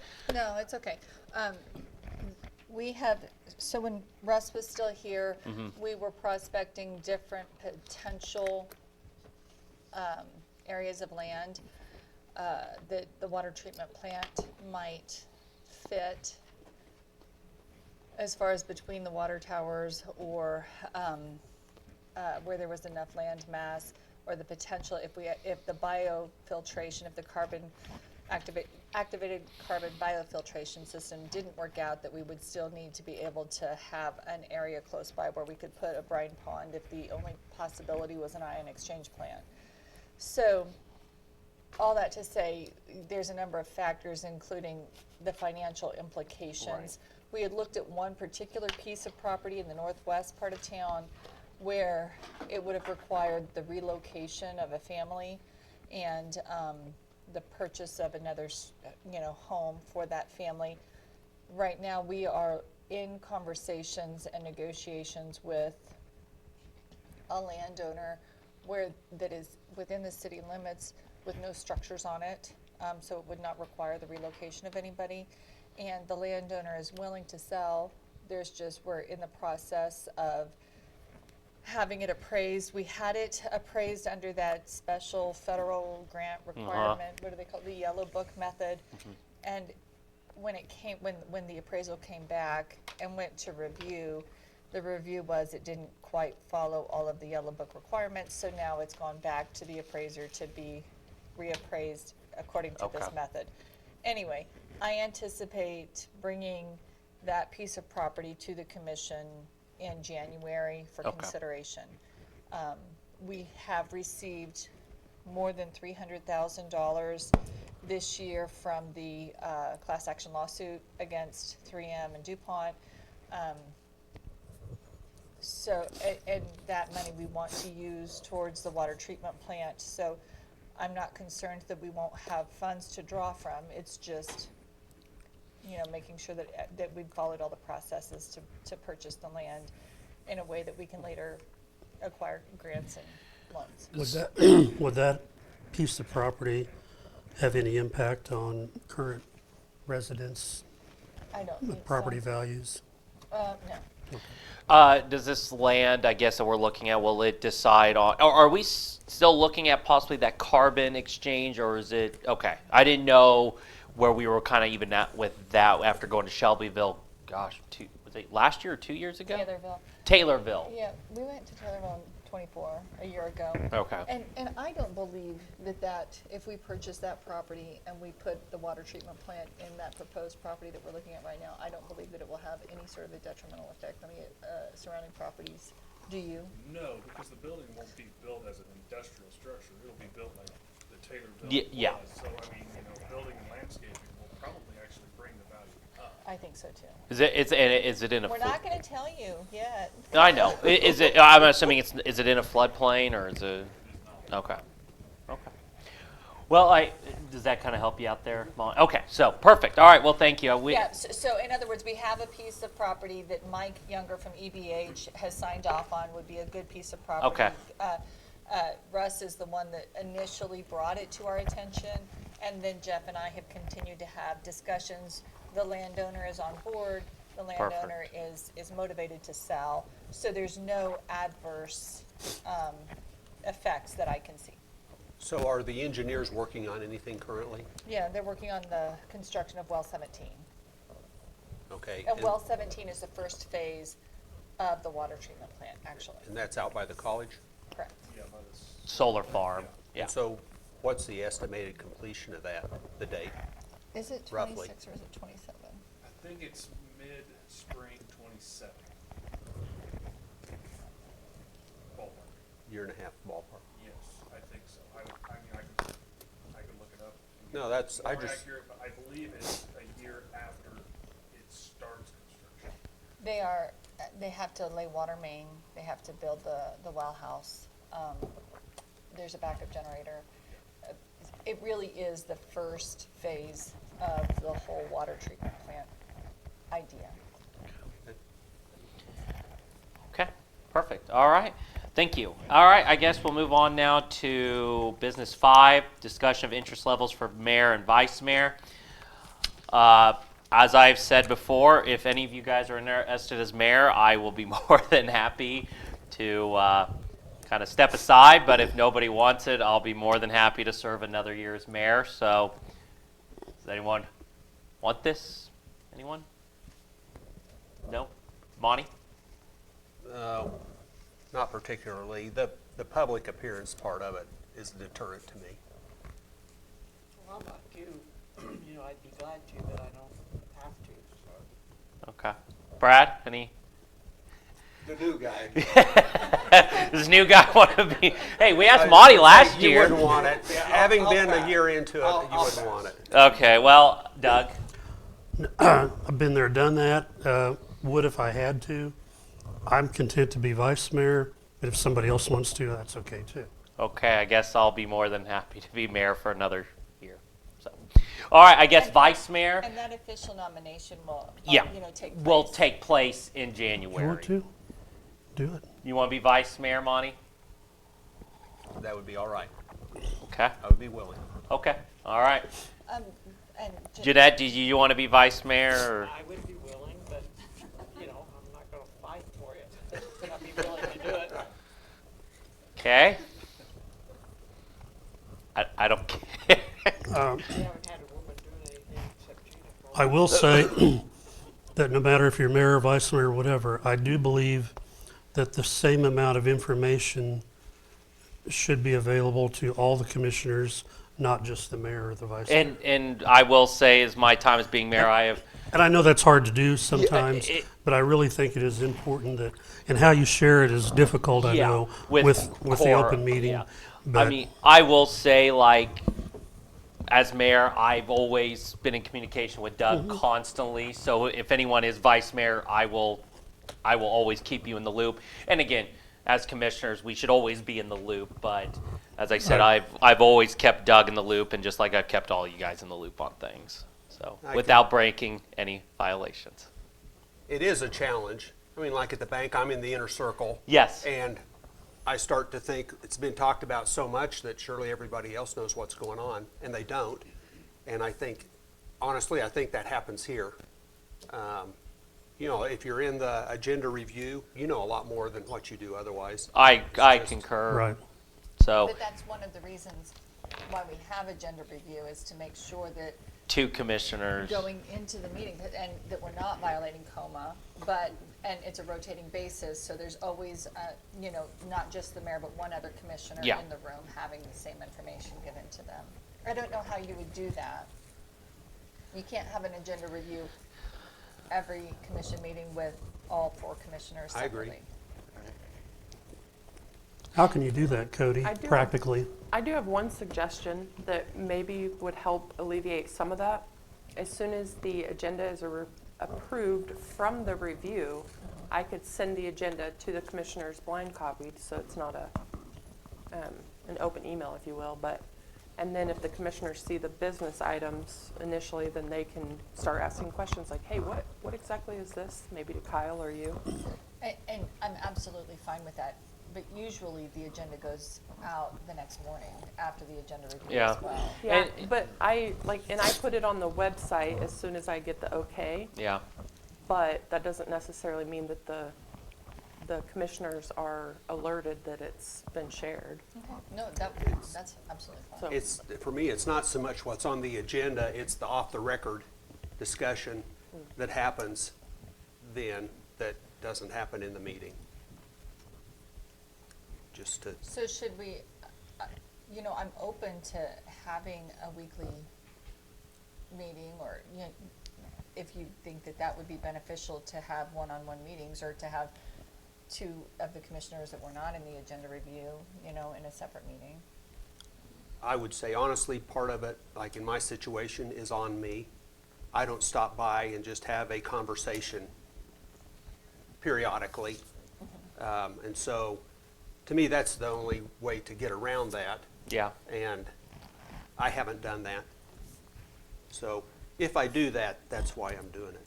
If you want, well, why is he showing up? So are you saying, I always randomly show up. so are you saying you'd be willing to schedule a 30-minute meeting with each one of us, or 15-minute, or whatever?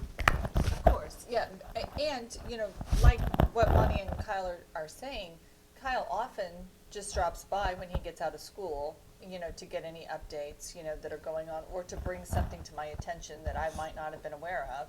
And my door is always Yeah. open. It just always is. Well, except for maybe 30 minutes yesterday for whatever reason, you know, but usually it's people come and go as they want. In fact, the department heads will say, as they leave my office, next, you know, so that the next person can come in. But I do think, though, I mean, with the agenda review, if we do want to shorten it up and where all of us individually want to meet with Gina, that is perfectly fine. I mean, I don't care how we do that. If everyone wants to make sure we're all on the same page or Whenever there is an item of crucial. unusual importance, I do send you emails Yeah. together. So, And I mean, we can always email Gina back. We just can't respond all. yeah, Doug always emails me back. I think the way we're doing it's fine. I just think we could try a little better, but still within the confines of, you know, the Open Meetings Act and COMA and all that. Yeah, I think the main thing to consider, I mean, one-way communication is generally fine. It's then once you get into the back and forth with the quorum Right. and discussing, you know, potential, just making decisions, you know, outside of the I just know when I was mayor, there were times I felt guilty that I knew more than 4 other people did, and I shouldn't have. You know what I Yeah, mean? I don't think that is happening right now. Yeah. At least Okay. there is absolutely zero intent for that to I believe happen. you. And if you guys feel like I've been hiding information, let me. No.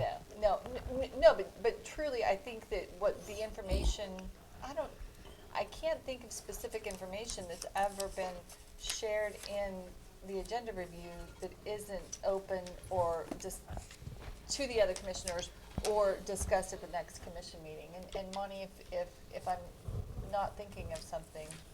Well, the one instance that comes to mind that's fresh is like the municipal building versus the community center, which, you know, I didn't monitor my email during the day, and so I showed up to see the quotes on my desk, and it was like the decision had already been made, that that's the direction. And maybe that's not the way it was, but that's the way it felt. Oh, well, in So- fact, Yeah, I don't believe that decision had been made at any point. I think that there was like Doug and I had a conversation. I knew what his preference was, but I didn't share his preference with anybody else because of that serial meeting concern. And I knew what your concerns were, but again, I wasn't gonna do a serial meeting and tell all the other Right. commissioners what you had said.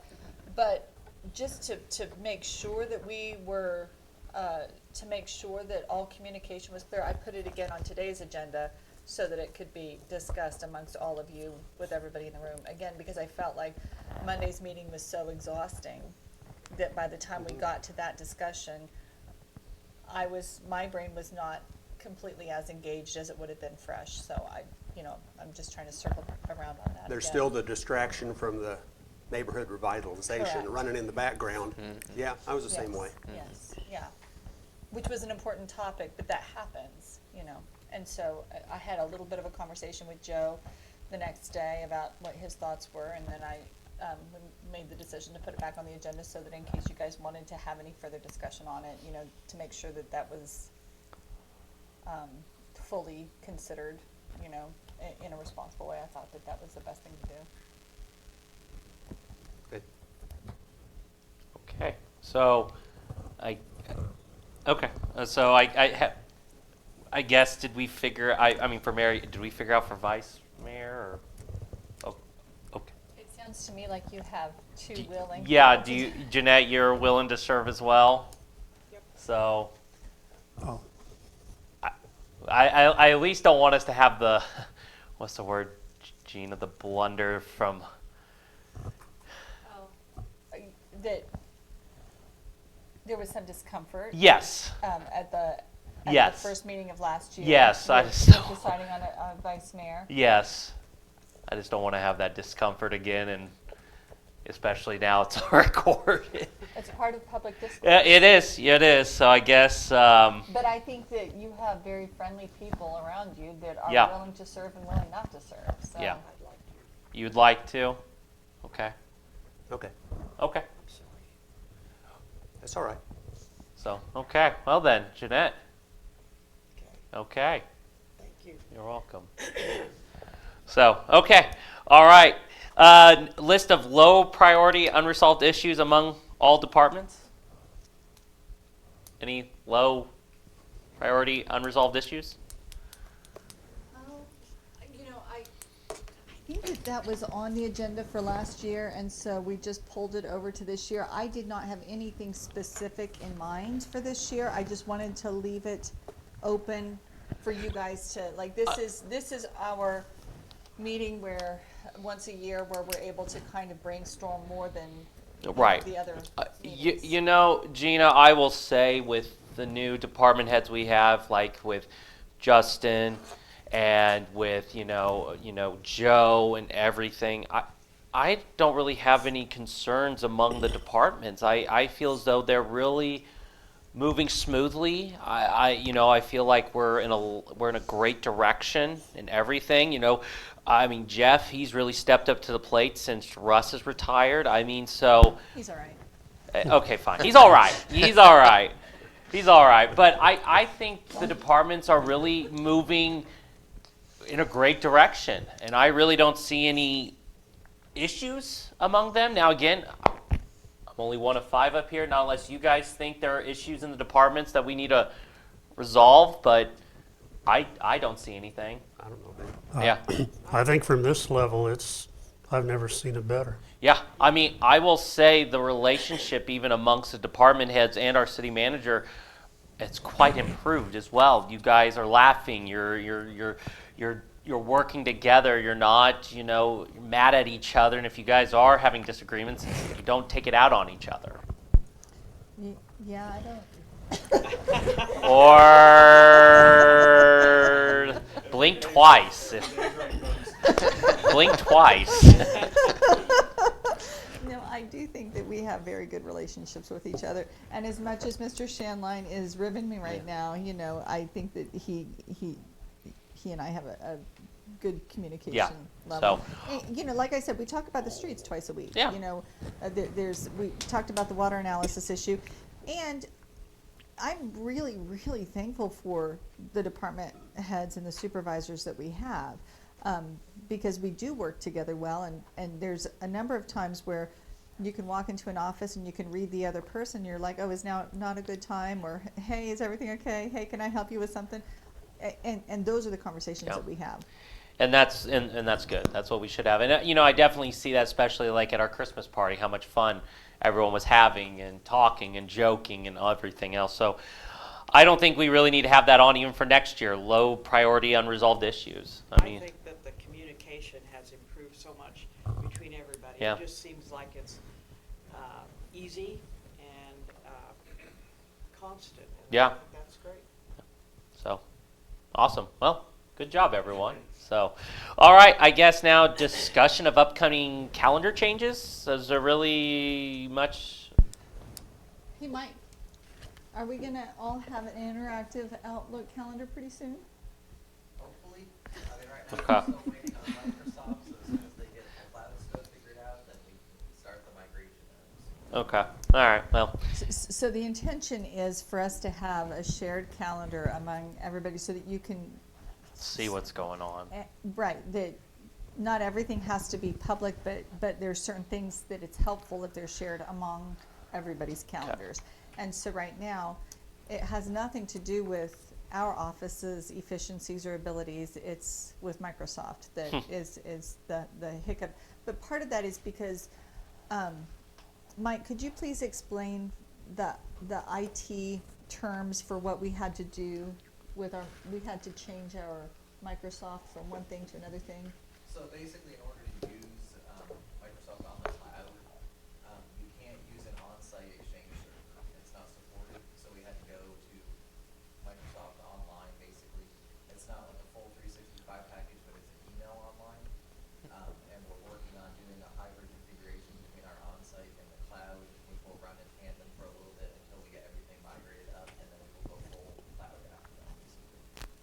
Any of you understand that? Yeah, we have 365. I assume it's on the cloud, but shared calendars, and it is really nice to be able to pull up somebody else's calendar and see. And they can mark private if they don't want people to see what that time block is. And if it'd be beneficial to talk to any of our people, I'm sure they would talk to you. So we purchased our license agreement from HBS out of Wichita. So right now, our HBS engineer is working with Microsoft. There was some kind of an issue on Microsoft's end with the deployment of our domain. So that's kind of where we're at. And that's why we had Mike explain it. Since Very we're on a good. similar topic, Fair. can I ask Mike, is the plan always to have PD on a separate system than the city? PD's a little bit different because PD has to be encrypted communications between the sheriff's office and the PD and dispatch. So that's why they run on a completely separate mail system that's all the same basically. Okay, so It that'll, works with the RMS system. so that'll be going forward as That'll in the stay- foreseeable future? Okay, thank you. All right. Okay, let's move on. Probably the big thing, salaries. Gina. So,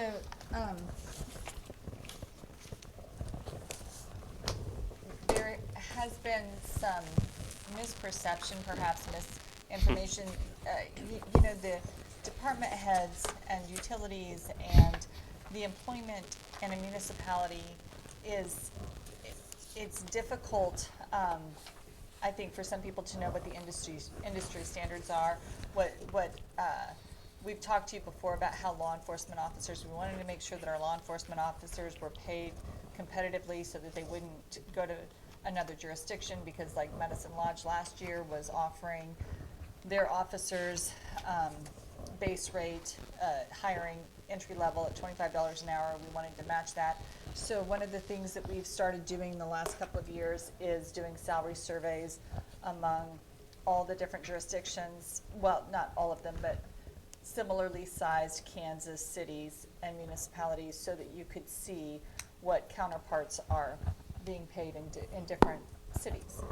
And I think that that's helpful for me as an administrator when I'm hiring people, when I'm making job offers, to be able to know what other jurisdictions are paying their people. So what you have in front of you is, we did a core request to get specific salaries for like Colby, Valley Center, Park City, Hoisington, Russell, Osawatomie, Mulvane, which Mulvane's came in today. Bree, I don't know if you were able to share those. I saw that come in, but I have not added it to the data, but I, Okay, and we'll send you Mulvane's. But sometimes people will make snarky remarks, whether to you commissioners personally, or sometimes on that Facebook page that I struggle with, sometimes to like, that are just, they miss the mark. And so this puts in your hands exactly what other city clerks are making around the state, what other utility directors are making around the state, what other chiefs of police are making around the state, what other linemen are making around the state, what other city managers are making around the state, so that you'll have that information right in front of you. And then Alita also prepared this same spreadsheet with our employees, so that you see exactly what our employees are making too.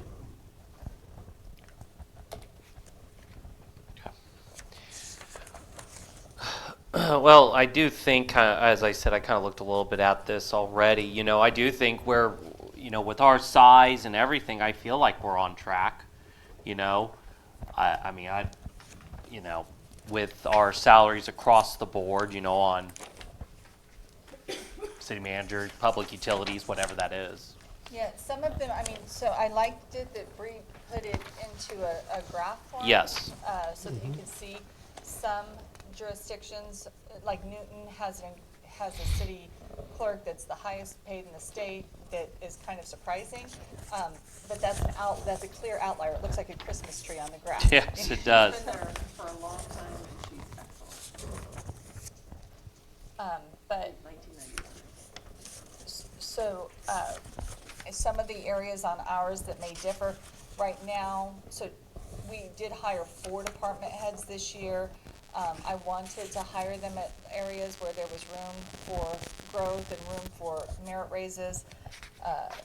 If we had done this salary, if we had had the graph last year, Nate would have been an outlier up, you know, above that graph.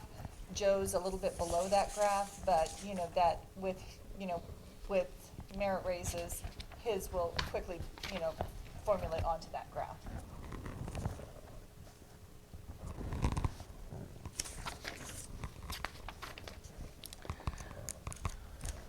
But I thought that it would be a helpful tool for you to have, and also to answer any misinformed citizens, you know, if they ever really do believe that we have the highest paid this or that in the entire planet, I can give them, you know, the graphs and give them the actual numbers. Yeah.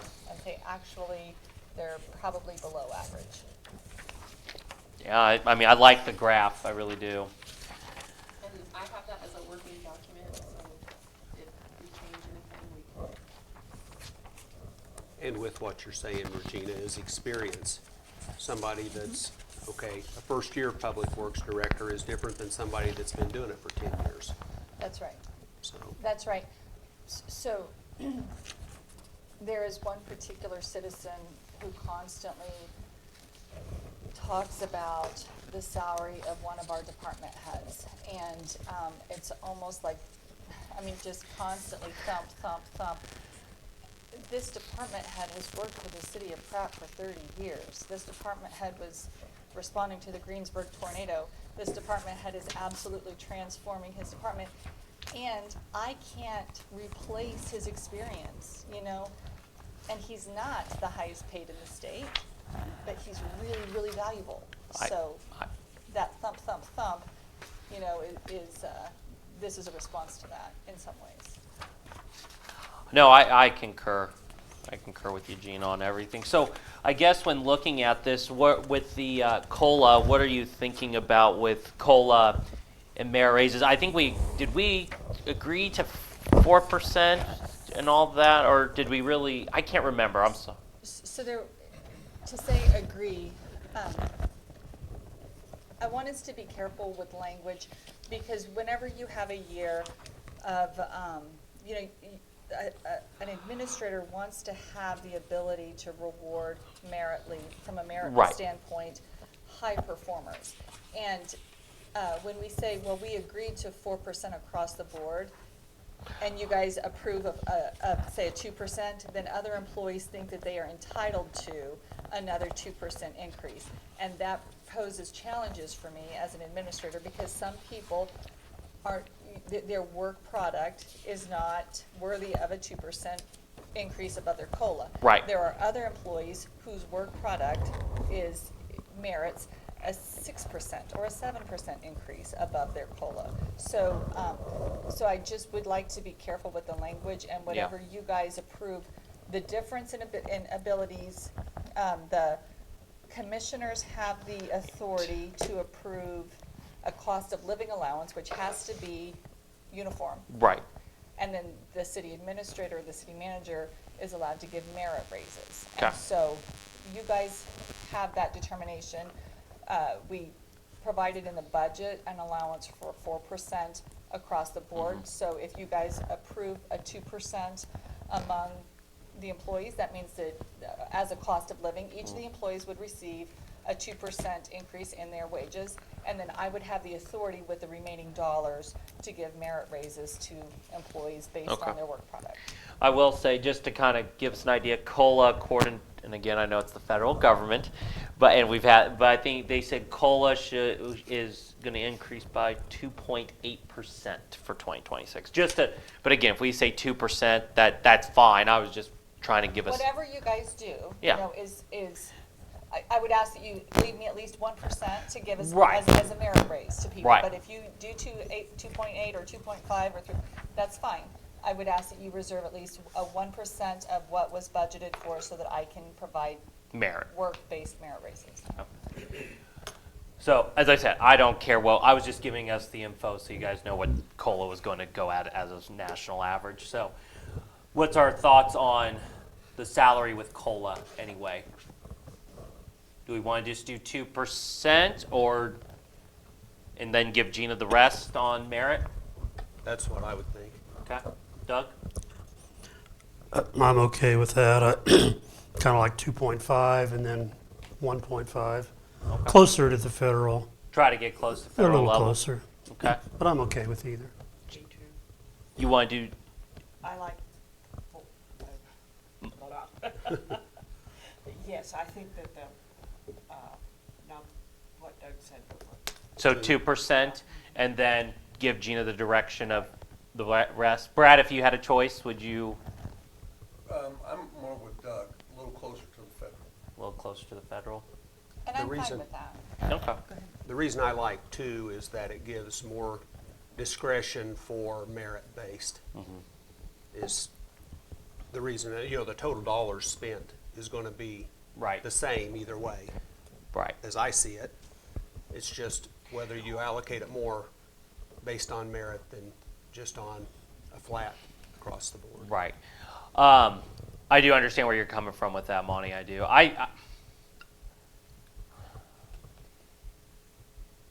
I would probably say try to get close to the national average. I would say it's 2.5, and then just give Gina the 1.5% kind of discretion. And again, I'm comfortable with that. You're comfortable with that? I'm comfortable So. with either. It does narrow those numbers, but it also means that the gap, the gap is lower, anyway. Yeah. So if somebody already received a 2.5%, it's easier for me to say, we're pleased with your performance, but this isn't, one of those far and above Yeah. factors. And so I would just reserve more of those dollars for those really high. Yeah, I do like the opportunity for merit, because COLA is just what it is. Your dollar is only purchasing. Yeah. And so we don't want them to go take a step back. But inflation may not be that much next year. Yeah. Maybe. Because then inflation go down 2.4 or something like that. I don't know, but you do have to have the merit factor in the equation. Yeah. Definitely. How much that is, It's up to you. It's up Yeah. to you. well, it's up to you. Yeah. Well, I You mean, guys. I'm sorry. Well, individually. There is a part that's up to me, and the Yes. part that's up to me is what is left in the Yeah, budget. and that's what I'm- But 1.5% is still, I think, a generous amount of money to Okay. work from. So do we need to make a motion on this, Cody, or is this more? Okay. Because this is going to go into effect first paycheck in January. So are we okay with the 2.5 and then give merit base for the 1.5 then? You know my preference, Yeah. but, so if it's a tie, which way does it go? It won't be, oh. Oh, there's only four. That's right, the motion wouldn't pass. If it's 2-2, the motion wouldn't pass. How about 2 1/4? Let's negotiate. Alita would be mad at you for that one. I don't know. It's probably just a calculation. Yeah, I'm just kidding. 'Cause she wants to be So, okay, so I guess we have to either compromise or. Clarify, what are we voting? Okay, so we're voting on the COLA. So we got two options here. Either we just do the 2% COLA and then give Gina the discretion to do it on merit base at 2%, or we give all the employees a 2.5% COLA increase, but Gina will still have a 1.5% discretion off of merit. It is close to the national average on what COLA is at 2.8, so. But let me clarify, you have a chunk of money, you will have a certain dollar amount. Let's just say we do the 2.5. Then you have 1.5 left of that total 4%. You could give 10 employees 0 merit raise, and you could give the one a lot more than a 1.5% merit raise. That's true, and I will just tell you kind of what my thoughts were on my own. Because I also like to make sure that I have some dollars throughout the year if somebody does something exponential, like when we had a vacancy at the rec directors, when we had a vacancy in the recreation department, we had 2 vacancies. And it was about 3 or 4 weeks before we could get the next director hired and in place. I had 2 employees that stepped up and worked tremendous hours and went far and above, you know, what their regular responsibilities were to keep our rec department moving. Those two employees, I wanted to be able to reward with an increase, an hourly increase, and I did. And had I given out all the merit raises in January, I wouldn't have had that discretion, that budgetary discretion. So if you guys were to do a 2%, well, let's say you were to do a 2.5% COLA, then when we do when I sit down with each of the department heads next week, or even the first week in January, because the COLA increase and the merit raise increase doesn't have to be at the same paycheck. But I sit down with them soon, and I ask them to go through their personnel evaluations with me and to make a recommendation for a merit raise on their employees. I just would cap it somewhere, you know, I mean, so I might say, I would like you to bring me a recommendation on whether or not each of your employees should receive a merit raise up to 1%. You know, so maybe it's 0.5%, maybe it's 0.75%, whatever. And so if you give me the discretion of 1.5%, I would probably say, you know, up to another 0.5%, and then I'll give out the other merit raises throughout the year. So it doesn't fall on their evaluation date. You could initiate this all in January, or you could taper it out throughout the year. Okay, I like, whatever you're doing is fine. One other comment. Okay, you have an employee that basically is overpaid. And if you give them a strong cost of living increase every year, you have no way of working that back down to more of what they ought to be paid compared to the whole workforce. To me, that's a strong factor for a lower cost of living. But, so Monty, just to respond to that, that's one of the reasons why we did the salary survey, so that you could look at those salaries that our people are making. And if you truly have that concern about one of our employees, I hope that we could talk about it. I don't want to talk about it in an open meeting, but you could come to me and say that. But there are certain things that we've put in place. For instance, with overtime, you know, I had a lot of discussions with department heads this year about getting overtime under control, and how that came to me was when Russ came on board, and when Russ retired and Jeff came on board, and I thought I was giving him a raise. He came to me and he said, I'm actually making less than I did before because my overtime in wastewater allowed me to meet a certain criteria. So that opened up good conversations. And so what we had to do with, you know, some of our electric employees is put them on salary, so that there wasn't, in other words, I'm doing internal controls. I had, you know, some employees in the electric department that were working so much overtime that it was, that their pay was getting out of control, and so I brought it down by putting them on salary, so that was a controlling factor of that overtime. And so I'm paying attention to those things. Mm-hmm. And I don't have anybody in mind as far as, but when you get a workforce as big as the cities, you have people whose work deteriorates over time. Sure, and, it does. And they're overpaid.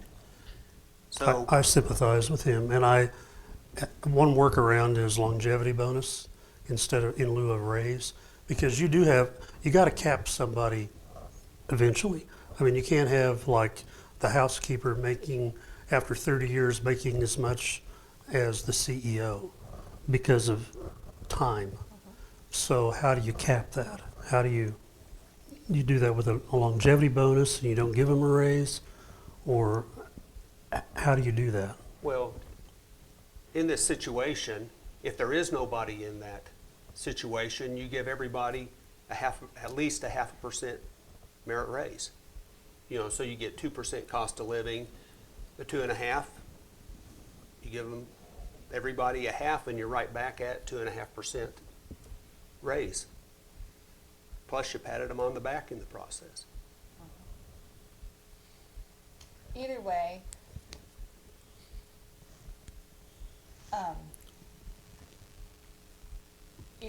it's a two-tiered system. I think that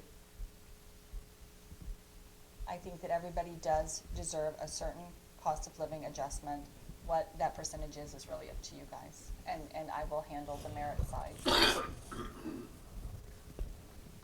If I may, when I was a new employee, and cost of living and merit raise was a discussion, it was mildly insulting to find out that a less than adequate employee was getting nearly as much a raise as a good employee because their cost of living was so close. That way, if you make a 2 and 2, the separation is there. You're rewarding the good employee, but you're still maintaining the adequate employee and incentivizing him to work harder to get that merit raise. If he's getting 2.5%, he may be fine with just floating along. If you reduce his cost of living, he sees, I work a little harder, I'll get the extra 2%, and that's worth it. Well, but again, I want to be careful with language because another 2% is not guaranteed. Agreed. It could be 3, it could be 1. You know, Agreed, but depending on the work performance. Yes, but as the numbers discussed, we're looking at up to 4%, right? Across the board. Yeah. Well, as a merit. 2% across the board or 2.5% across the board. Correct. And then the remainder of the money, you know, which would allow for higher, you know, work product employees to receive more money. Well, Jeff, since you put it that way, I think probably 2% then. I think that, I liked what you said, Yeah. and I think we have good employees. Yeah. Most of them are gonna get above 3%, probably 3.5 in the end with their merit if they've done well. There will be a lot that get 2, but I like the way you stated it. Yeah, so, okay, all right. With that, any other discussion before we make a motion? Okay. So I would make a motion that we make the employee cost of living adjustment 2%. Second. All right, it's been moved and seconded that we make the employee cost of living adjustment at 2%, and then do we need to just say like the other 2% will be based off of merit raises and bonuses, Gina, just to clarify with the language? The other 2% allowed for in the budget. Yeah, you know. allowed for the budget, so I'll reemphasize that just for you one more time. So it's been moved and seconded that we raise the employee cost of living adjustment to 2%, and the merit and raises bonuses that's left in the budget at 2%, right? Or should I just leave that 2% out? Do you have a thought? Isn't the budget more about total dollars? And so you take the 2%, you see what dollars that consumes, and you have so many more dollars, which to Yeah, okay, yeah, okay. Yeah, All that's what I right. was thinking, so you're worried, so it doesn't look like there's a 2%. Yeah, okay, that's my So fault that then. there's not an expectation or an entitlement, you know? Yeah, that's mine. So rescind that motion. I'll just rescind that. It's been moved and seconded that we raise the employee cost of living adjustment to 2%, and anything that's left over in the budget for merit raises and bonuses. Yes, thank you. You're welcome. Okay. Any other discussion? All right, all those in favor, please say aye. Aye. Okay, there we go. Now, Oh. okay, before we move on from that line item, in the past, and you know, we have had some high dollar expenses this year. Mhm. You know, our street budget was high.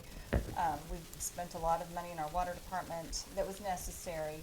You know, these are necessary expenditures, but in years past, you know, I have always, I've been the city manager now for about 2 calendar years, if you include my interim period, but I've encouraged our department heads to be careful with their budgets and not try to spend them down at the end of the year.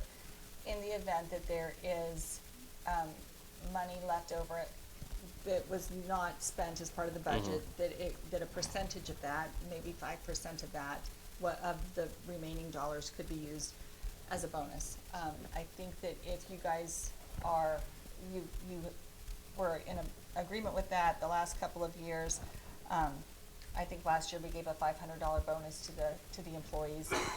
That didn't come out until after the books were closed, which took till the end of March. It usually takes till, at least sometime in March, couple months. So where are we looking at right now with our closing year budget with departments? Well, especially because we agreed to transfer money from the general fund into the capital improvement Yeah. fund of the police department. I don't know that there will be very much, if any, money left from the budget but if there is, you know, I think that it has to be approved in 2025, that you would allow for some potential bonuses in 2026. Am I correct on that? We talked about it last year. I can't remember exactly what we said. You needed to see a motion before. We ended up recording that bonus back to that fiscal year. So I probably wouldn't hurt to have a motion, available, something to the effect of available budget being allowed for the bonus. For a potential bonus. It's an incentive to department heads to, like we've said before, we don't want people to look at their budgets and say, oh my gosh, I have $100,000 that I didn't spend, I better spend it, otherwise it might get taken out of my future budget. And so the idea was to incentivize department heads to be careful with their budgets throughout the year, to not spend them down, knowing that if there were dollars left, it wouldn't be just that we take it out the next budget year, but it could potentially be used to incentivize their employees with a bonus. And I think once we know the amounts, we could come back with, like, once you decide what that exact amount is per person, after year end, you could come back to commissions and get approval of that. Okay, from the previous year. So that was my question. Do we have to give you approval to that, or you just do it? I think that I have the authority to just do it. Okay. I've always tried to be ultra transparent by coming to you. Yeah, I'm okay with that. Yeah, if there's left over, then yeah. I Yeah, call it a just- cost-saving bonus. Yeah, I but if think you'd that's- They inform, save us $100 and we give them 5, I'm up for that. I think as a courtesy, you'd let us know, but as an authority, you can do whatever you want. And you want a motion for that, right? Okay, maybe I think that, We were on the safe side. yes, I just want to have the conversation Yeah. so that you're not blindsided. Right. So, Cody, you don't think we need one, do you? I don't think so. Okay. From an accounting standpoint, it's related to services the employees provided The in previous fiscal year year. 25, so we'd accrue it back. Okay. Okay. All right. Okay, I think we kind of talked about it, future infrastructure needs and potential funding sources. I feel like we've talked about it, but if you feel like we need. Well, I'd like to know where we're at. We don't have or do we have a permanent grant writer? Or are we still in the loop of trying to aggressively pursue any grants we can? So right now, where we are right now, we're trying to manage the grant monies that we have. Our departments are very busy, so we have active grants that are being applied right now in the electric department with the redundant substation, at the rec department with the Point Pavilion. Also this year, without a grant writer, we received funds for the green trails, and the approval for that. Am I missing? The water department with well 17. We also received an IT grant for the infrastructure, the Idea Tech infrastructure out to Lemon. I don't have a permanent grant writer, which means that we probably saved $48,000 this year on that salary, because honestly, we couldn't have handled another huge project, but Lola just wrote a grant that I have not, we've been preparing for this, I haven't gone back and reviewed it, but I sent her some information on a grant that could potentially apply to the municipal building, and she was able to write that with the assistance of AI. And I think that, and Jeff wrote a number of grant applications for street departments. And so right now I'm just kind of feeling that out, and whether or not we have the ability to do that in-house, or whether I need to hire somebody full-time. I will tell you, Nick was great at what he did, as far as putting it all together, but the work came from the staff and pulling all the information and giving him what he needed. I just didn't want to miss out on anything, and I think staff has done a really good job, obviously. But I think there's a lot of money out there that I just don't want us to miss out on. I don't disagree, and I think that there especially was a lot of money during the COVID years. I think that a lot of the federal money has dried up. But your point is well taken, that we need to make sure that we're not missing opportunities. And There's if you a lot of, after you receive a grant, just using it accordingly Yes. takes a lot of time and detail. And these guys both know something about that. So you said AI assisted. Lola. How did that work out? Oh, Pretty good. Yeah. She had said something to me about being asked to do the grant, and I said, well, have you thrown it into ChatGPT? And she was like, well, no. And I said, I know for a fact that our city attorney uses AI a lot. I've heard other people say that they've applied for grants through this AI program. And so she put it in there, and it spit out a pretty long, thorough and you can, grant application. and you can tell it like exactly like, so let's say the grant has this question. You can say, okay, fill the answer in about whatever, and it does. I'll be honest, I've used AI to fill out some grants, and yeah, I still won the grant. I mean, you know, AI is just kind of helping. It's a good tool. It's a good tool. It kind of puts into words like exactly what you want to say. You're like, I don't know how to.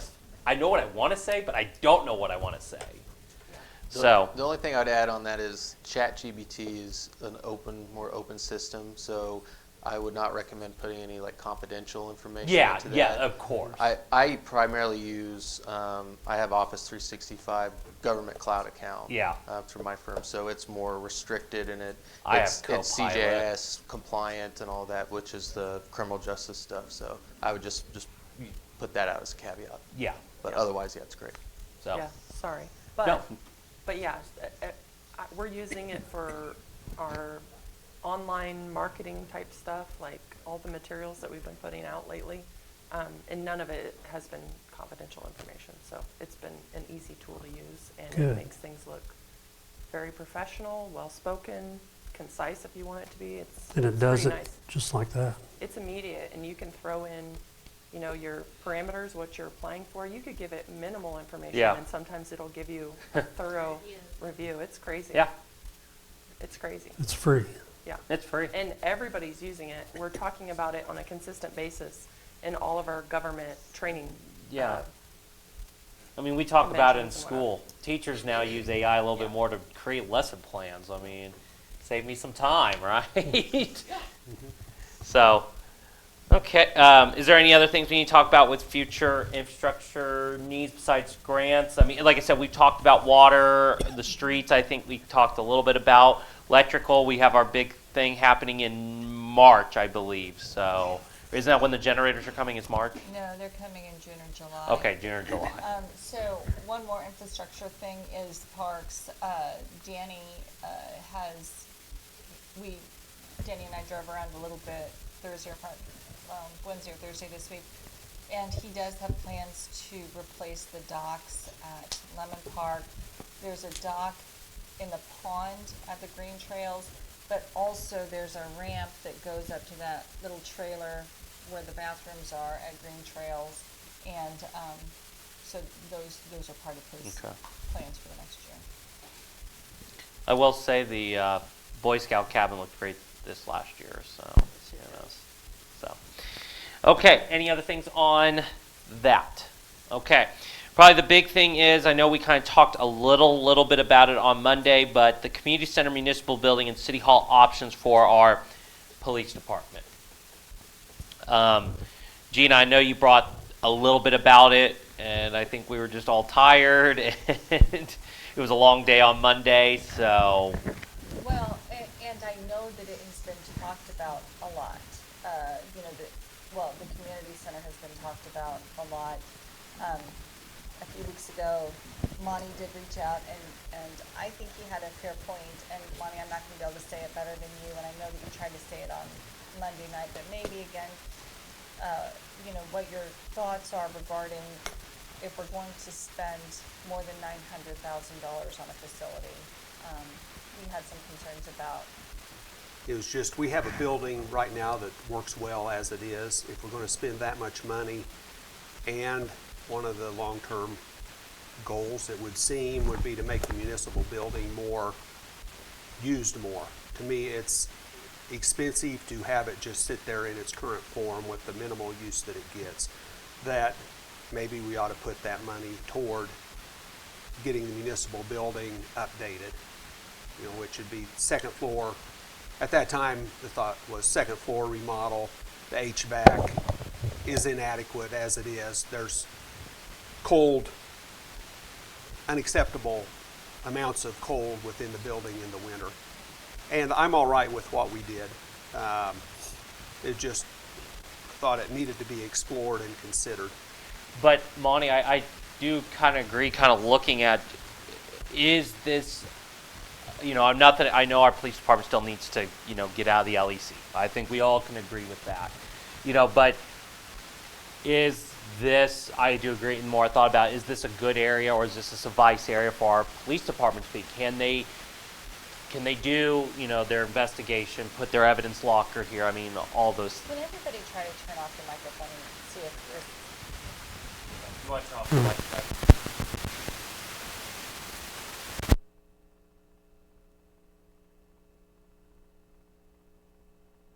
was it right next to your phone?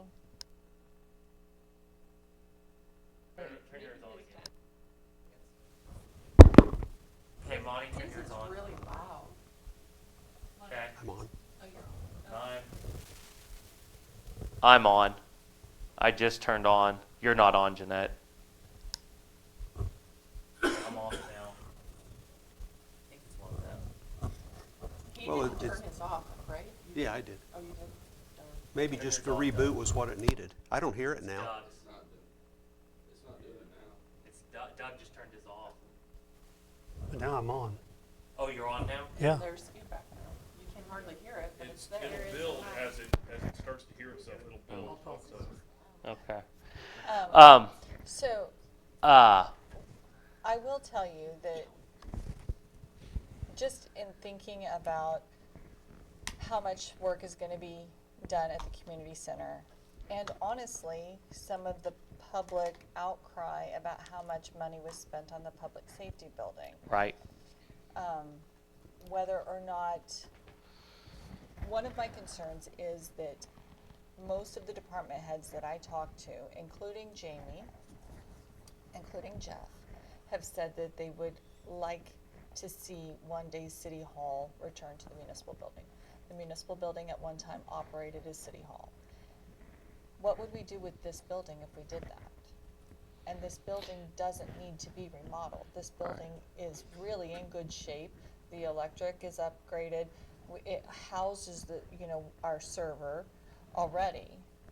Then it just made me wonder, instead of remodeling that east end of the community center, would it be more appropriate if we're gonna, you approved $944,000, would it not be more appropriate to put that into a building that we know the community wants to endure?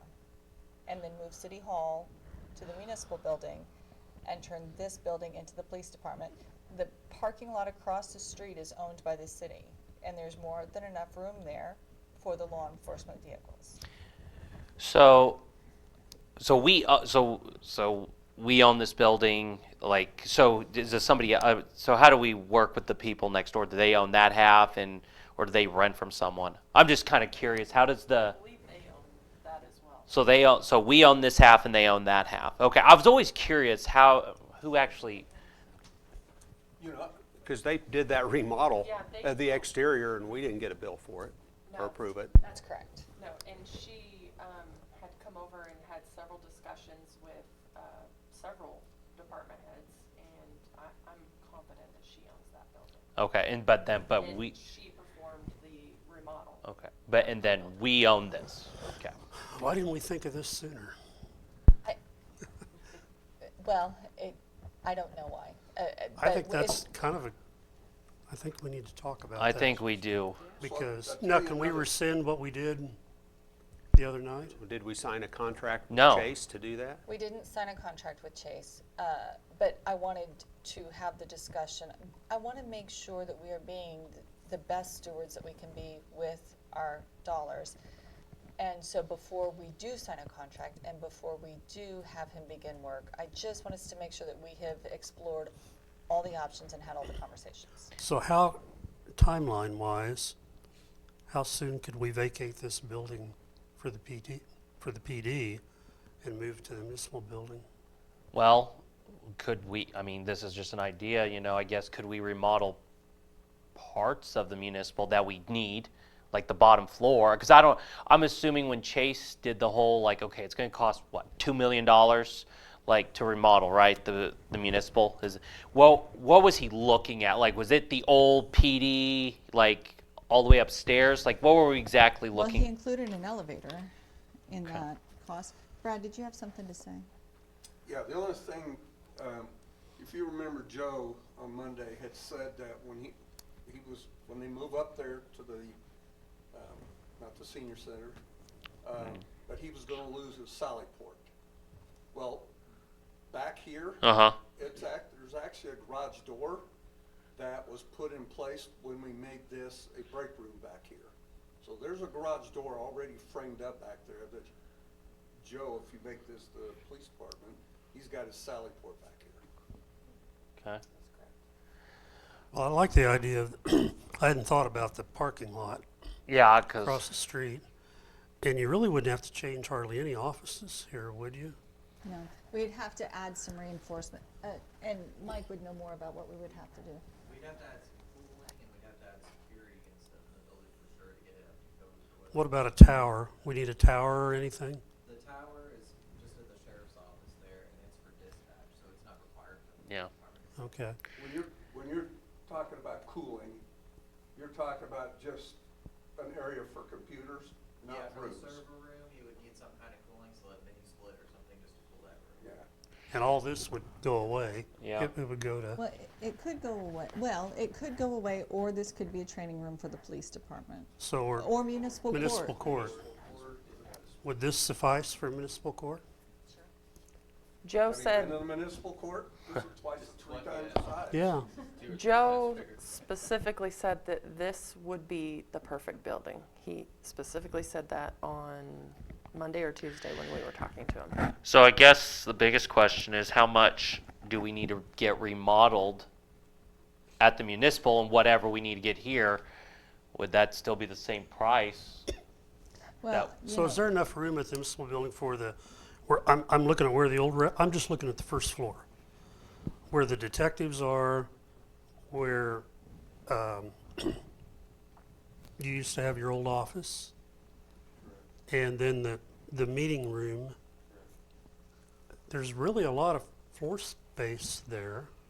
Yes, the old rec office, the meeting or gold room is what it's called, I guess, back in the day. There, you have obviously the lobby, you have where the detectives are, and then, I haven't seen the drawing, but when I heard Chase talking, it made it sound like also taking over the bays too, of what PD, so I think if we were to move, that would probably be an area too that you would capture for space, the bay, with the fire department, Used to be. the bays were. Well, they could refit, they could remodel all that Correct. for a whole lot less than $944,000. oh, just the bottom floor. I mean, I'm not gonna say that that's the truth because. We I'm not don't gonna know. I'm not gonna say it is or it isn't. I know that a lot of the systems at the municipal building do need to be redone. You know, Right. the heating, the air, the hot water heater. I mean, there are some expensive systems that need done there. But the point is that I agree with Monty that right now the community center as it is functions for the craft fairs, it functions for, you know, the flea markets, it functions for the hot and cold, whatever. It functions for election day. And it functions for the B29, you know, usage, all that stuff. The municipal building is vastly underused. And so if we're looking at, the number is astounding, $944,000.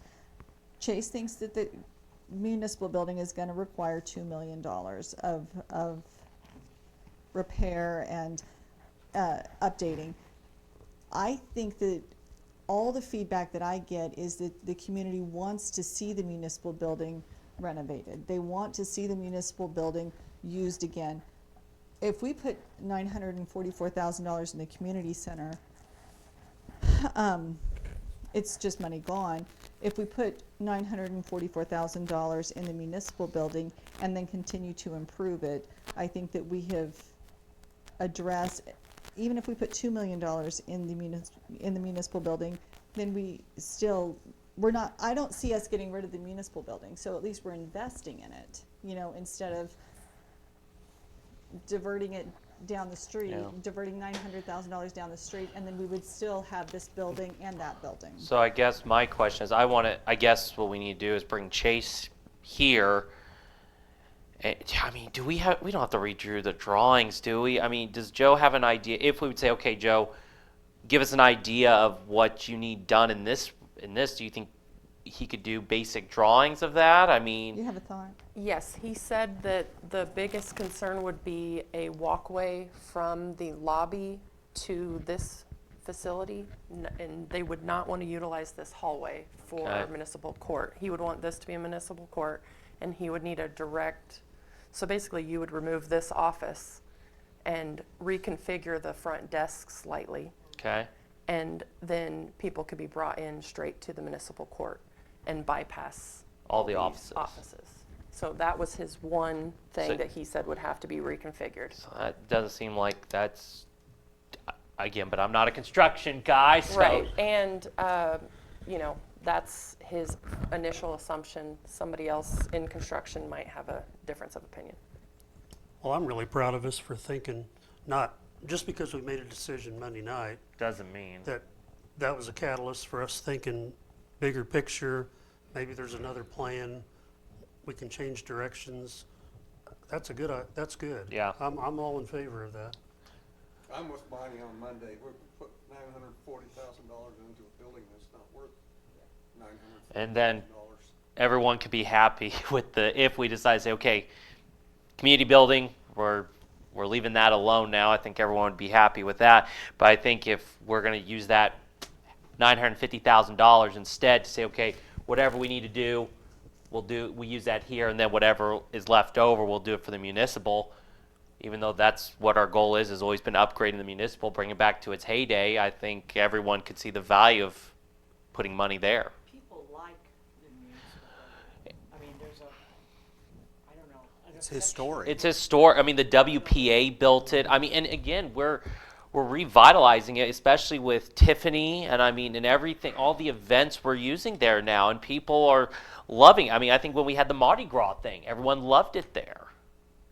So I think we should ask Chase to come here, and Joe tells him exactly what he envisions, and maybe Chase can give us a price on how much it would cost for us to renovate this just a tiny bit, and then say, okay, then I guess the department heads and you, Gina, need to go to municipal and say, okay, what exactly do we need to renovate to get City Hall functioning down here?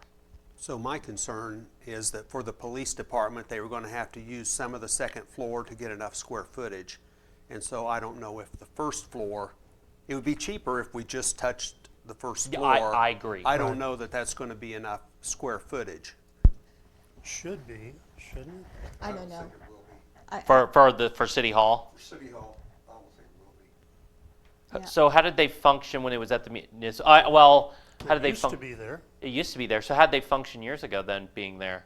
I'm, as I said, just. Our office would probably be moving out. Well, yeah, you guys would go to the Point Pavilion. Yeah, you'll be at the point. So- So this is gonna take some time. The Point Pavilion isn't gonna open until 27 though. But again, I mean, we're not the police department. We can get a trailer The house biggest out there, issue would can't we? be is that we'd have to renovate the municipal first before we renovate this, because Right. I mean, that is true, although a lot of that would be subbed out. If you think about what needs upgraded at the municipal building, the electric needs upgraded, the hot water system needs to be upgraded. But if we just did the first floor, Yeah, and I don't know. I honestly don't know if there's enough room there or not. We would look at that. I think that Chase's estimate, was $2 million. but that was also with an elevator. But Which I still think is needed. Yeah. The east half of the second floor, I thought, was part of Chase's. Right. Especially when we talk about things like what people want to see, they would love to see Miss Kansas or at least Miss Teen Kansas back at the municipal building. I mean, those are some of the Yeah. the things that the public is talking about. So when you're talking about electric systems, you're talking about hot water systems, I don't think that you can look at just one floor.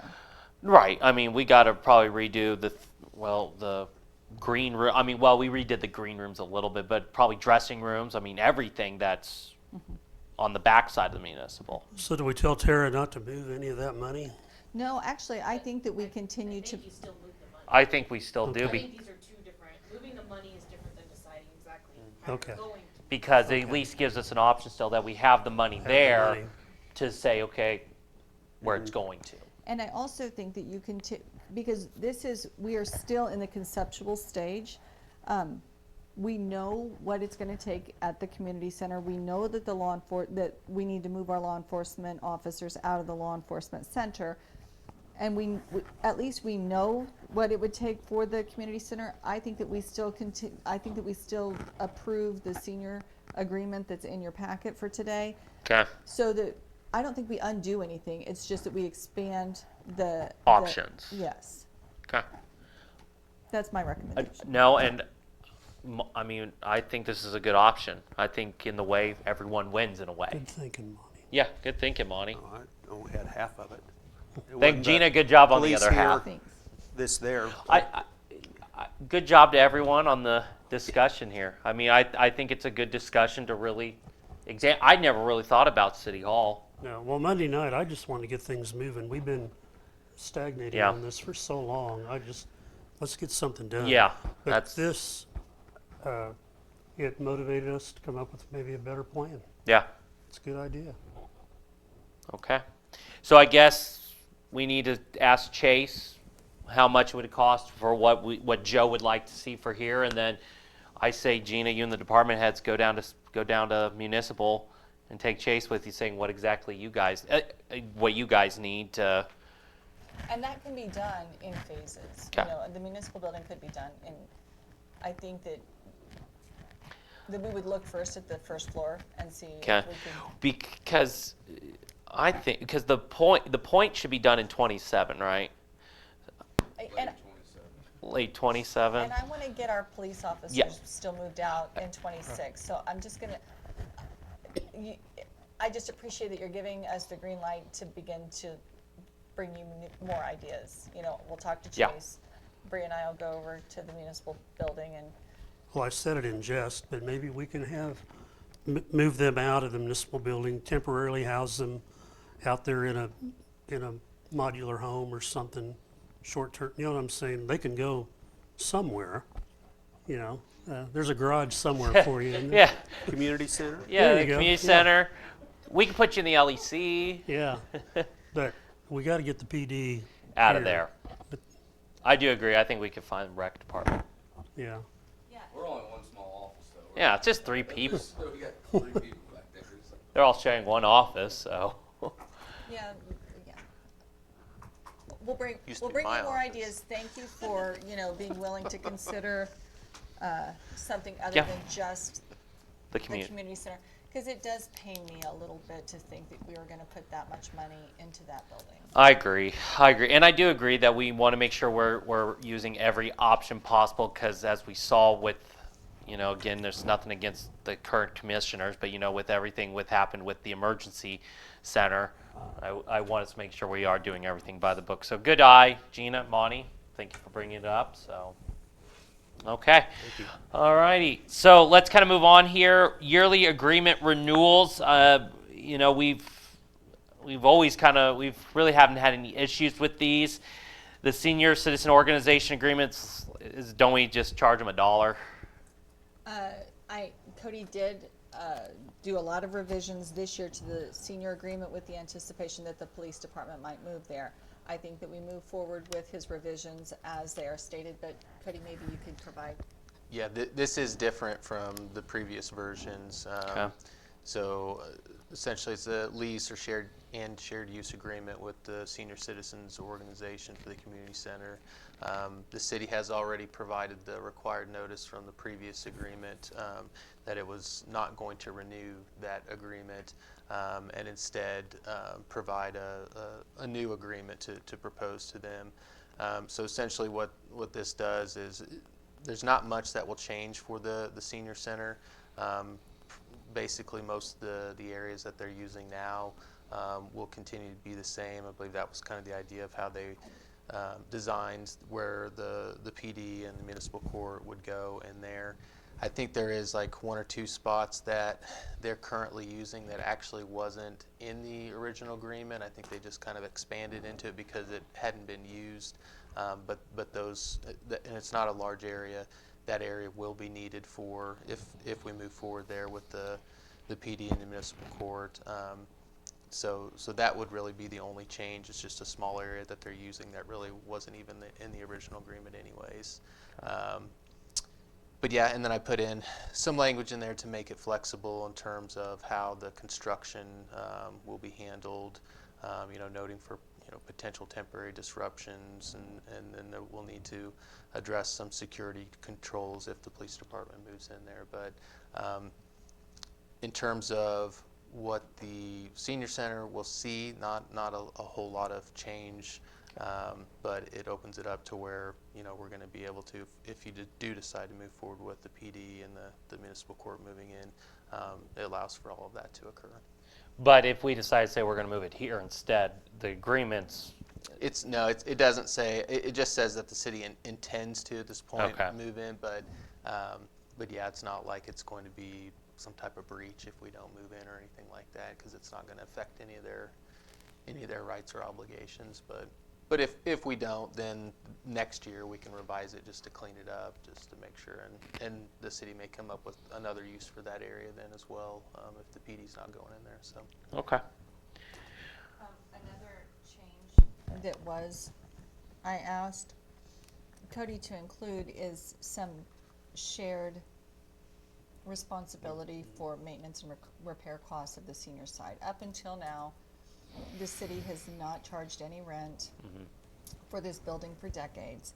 We maintain the facility, we maintain the HVAC system, we maintain the electrical. We give them a discount on their utilities, don't we? I don't think we give them a discount on their utilities. Not necessarily a discount, but they have their own separate meters. So Okay. that building has 2 meters for electric and water, I believe, and gas. So they pay for their usage. Okay. But they haven't paid for any upkeep at all of the building, and so it was interesting when we started having the discussion of the police department perhaps using the east half of the building. The uproar and the outrage that their free stuff was going to be altered. I think that there should be some responsibility for the maintenance. If the HVAC system on their side, on the side that they are being allowed to use for free, has some issues, I think that they should have some responsibility to cost share So those. that's 50/50 now. That's what it is. Yeah. So we're still paying. We're still half. paying half. But I agree. I don't know that they're going to agree, but I think that there needs to be some acknowledgement. I didn't see any grateful hearts at all that, hey, the city had allowed us to use this for 3 decades with no monetary obligation at all. Instead, it was, how dare you take this away from us? Right. Any objections to this agreement? Okay. Good job. Are we going to do them individually? Yeah, we have to do them individually. I'll make a motion that we approve the Senior Citizens Organization Agreement as presented. Second. It's been moved and seconded that we approve the Senior Citizen Organization Agreement as presented in our packets. Any other discussions? All those in favor, please say aye. Aye. All right. Pratt Area Humane Society Agreement. I'll point out that under the terms where it says the dollar amount, it says $7,000, but $8,000 is in parentheses. So it's an inconsistency Yeah, there. I noticed that too. I didn't draft this one, but I did notice that. This is an old agreement that has continued.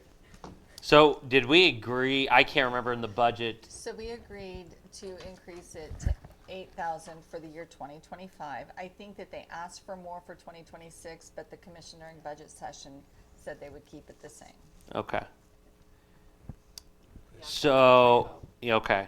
So, Where does it say that? 8,000 for the utility. yeah, it says it right there under the terms, and it is terms number 3, Doug. City shall give the Humane Society credit of $7,000, but Mine's, yeah, I see. yeah. Okay, I didn't catch that. So, So 8,000 is the correct. 8,000 is the correct, okay. So we just need, Bree, you just need to print off a new one. Yeah. Okay. Is there, So we've already agreed to the monetary terms. yes, right? yes, we did. So really, this is just the agreement, which were, I think this is pretty much a generic thing. All that's changed is the credit. And that didn't change from 2025. Yeah, there's no changes to the remaining 3 agreements from last year. Okay. Except for the 8,000, right? No, that's the same as last year. That was the same as last year? Okay. It's just a typo in the written. Okay, okay. So Okay. in 2024, they were given a $7,000 utility credit. In 2025, Okay. they were given an $8,000 utility credit. For 2026, we kept it the same. Yes. Okay, sorry.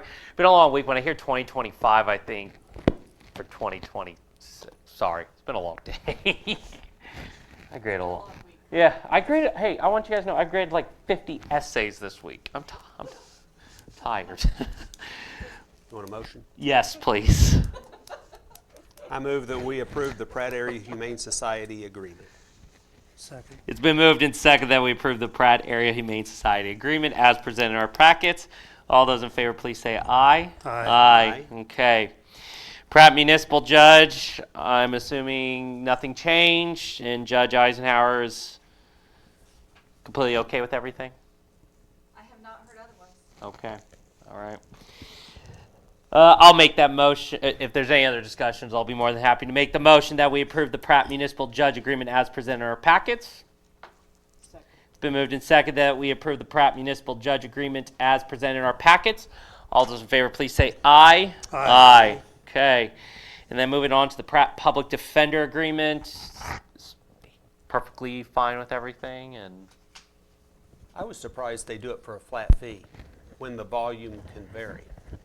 But apparently that's standard and he's okay with it. So as an attorney who used to have a private practice, it was nice to know that I could count on a bill always coming in. It was a way to budget.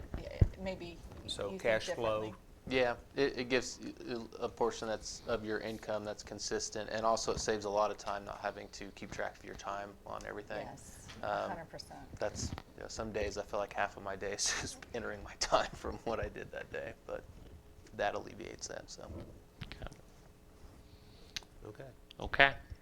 And I like it from a municipal court perspective because it incentivizes the attorney to be as efficient as possible, as opposed to if it's hourly, they may want some more continuances and they may go to trial on some things that maybe they wouldn't have if they were just getting a flat fee. So I think it works good on that aspect too for saving the city money. That's an excellent point. This is the same salary as last year, and they're not subject to the 2% or any of that.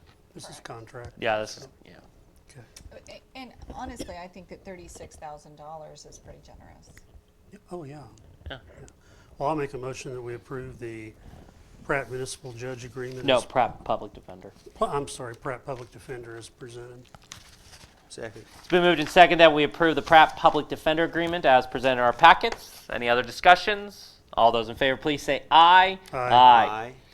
Okay, final thing, in which I feel like we've talked about throughout the day, but any final goals for the upcoming year, long term? But again, I feel like we've talked a lot about a lot of great things. I really do, but I know we have conflicting goals over what we do, but I like what Doug said about trying to keep a lid on the property taxes. if we can. I completely agree 1,000% there with you as Monty as well. I really do think we need to try to, for 2027's budget, really try to not go above the revenue neutral rate, but also if we can find a way and see where we're at with the sale, if we can do a sales tax increase, but at the same time lower the mills, I would love to see that happen. I really would. I think a lot of citizens would be really grateful for that. We can't promise that every year, but with everything that's happening, and I know the state is going to talk about it. We don't know what the state's going to do. And I don't think we can bank on a sales tax. That's going to be an election. That's going to be, up to a vote. But I do think, that has to be number one, our taxpayers. Two, I think we really got to, it's a work in progress, but this electric generator addition, that's big. This is for the next 50 years. Yeah. And seeing that through in a timely, appropriate manner, that's big. Yeah. And then continuing with our water. Yeah. We can coast for a little while on that because we can, but we can't kick the can down the road very long. So I like the way we're approaching things and potentially acquiring property, and then we can move forward with design and build and whatever. And then the neighborhood revitalization plan. Yeah. That'll be resolved. That'll work out, I think. I truly do. 2026, I think will be a great year, a big year for the city. We have a lot of great projects that are happening, breaking ground for the pavilion. The generators are coming in. I mean, we have a lot of great things happening, and we just have to stay focused and, more importantly, remember the taxpayers and remember, trying to help them out as much as we can. We got a lot of irons in the fire. You got a lot going on, but I think. I do. We do. I don't We know do. if we need to create any Yeah. more. We need to kind of get done what we've planned, but Yeah.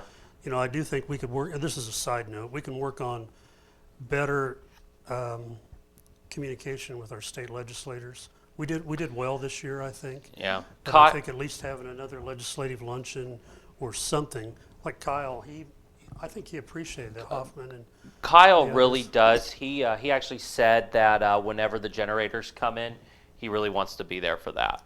And Evan and I are going to Topeka for the Municipal Utilities Day with the legislators in January. Kyle came in yesterday when he and I were talking about that KMU. Evan and I are both on the KMU board, but it just helps, when we're talking to legislators about how important municipal utilities are, because sometimes they try to overregulate us and they don't appreciate, all of the things that local government does for the people. And so it's just, we're definitely keeping those lines of communication open. Well, and moving forward with the land bank, and Yeah. if we could just get one or two properties under our belt. Get a win or two. Yeah. Well, that would be a win, but just getting the program and getting your board and getting your bylaws, that's big. Yeah. That was a big accomplishment. So I think we just got so many things working for us. Yeah. We got good legal advice. We have legal advice. No, I mean we've got a check and balance. We're We're doing. trouble. I like Apparently, you weren't good legal I like advice. the way we're doing our finances. I guess I don't have any complaints. Yeah, I really do think we're in a great position right now, and I think I'll say Gina, the new department heads we have this year, they've done a great job, filling in the shoes. Jeff in particular, coming in right after Russ, and Robert filling in after Brad, and everything is just it's going great. Thanks. I really like the process that we put in place to hire these new department heads. That there's wisdom in many counselors, and every department head hire that we did with the panel. Yeah. So that there were a lot of voices at the table. Yeah. Well, and I like the way you positioned. You ran Jeff through the leadership class. Yeah. And so you're. And Robert's and part of that we've- now, We've right? done a succession planning. It worked. Yeah. And we'll still have turnover. Yeah. Hopefully not as much. Hopefully not yeah. as much, but. Yeah, and one thing too, I'll say that I was really happy. I know we agreed to disagree on it, but I think us recording our meetings have been beneficial for us. We can agree to disagree on it sometimes, but No, I've seen some benefit from those. I was glad that Tyson could go back and look at the meeting that we had last Monday and that's come a to his great own example. conclusions. yeah. Yeah, I thought as much public as there was here for that, it was good in that situation to have, rather than everybody's account of it, people could go back and watch the actual meeting. Yes. Yeah. I really appreciated all those people showing up, and I wish that would happen every meeting. But if you noticed, once they scattered, once their part was done, Yeah, we had to tell scattered. Tiffany to like, let's just wait till But it was really nice to have a crowd, and they were engaged, and Yeah. they listened, and they were polite. Yeah, they didn't and they boo. were respectful. No, they were fine. They were good.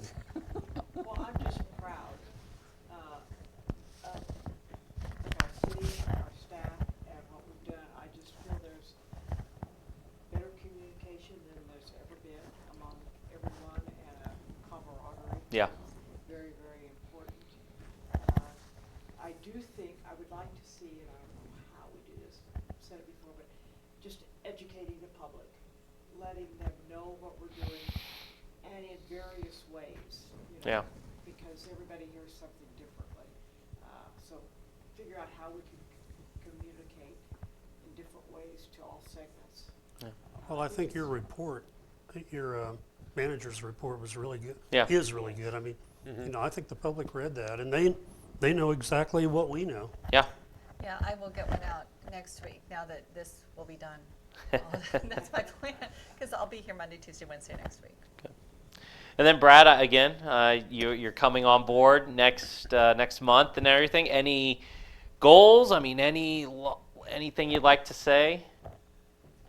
I'd like to see roads get done. Oh. I know that's Yeah.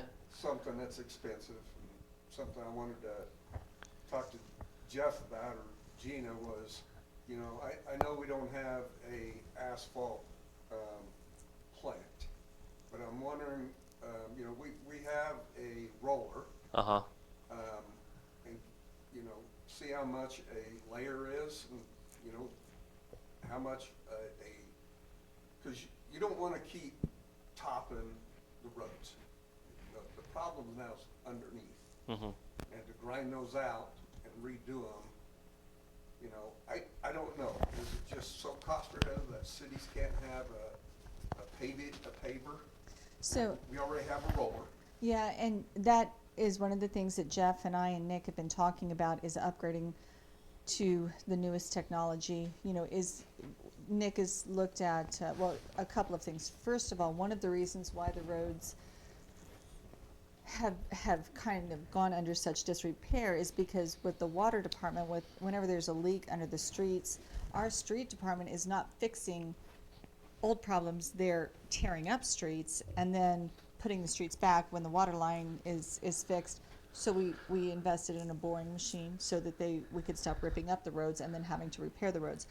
That was, you know, preventative for the future. And then also, Jeff and Nick and I have been talking about a potential portable medium heat mix plant, so that our guys could maintain it, and it could be ours.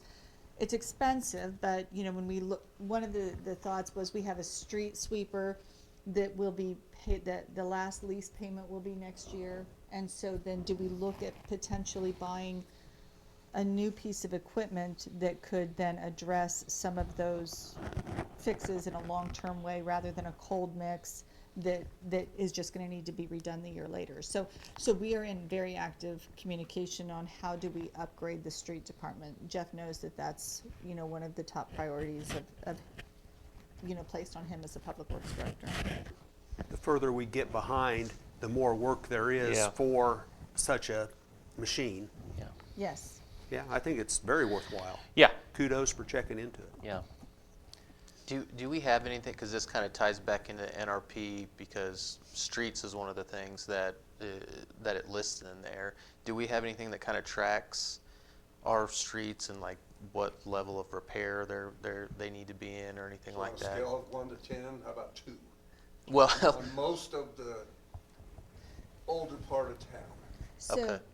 We don't have a Kelvin in the street department because Kelvin's records are like to the T. Yeah, all the way back to 1982 probably, but. Well, these are facts. And that's what I was wondering, if there's any map or thing that's kind of kept track of, okay, here's kind of the worst roads, here's okay, here's our best, Well, anything? Jeff may have some of those, He because might. Russ, I think Russ had some, Yeah. because, Okay, but those were overlays though. Those weren't complete okay. tear outs. Yeah. But didn't Russ, Even the overlays are not lasting as long as they used to. We legitimately have at least $40 million of work that we could do on our streets Okay. today. of 55 square miles? Yes. So, And the sad thing is, you know, you put these new streets down, now you got busted water mains underneath. And so, Yeah. egg and chicken. I mean, Right. it just is.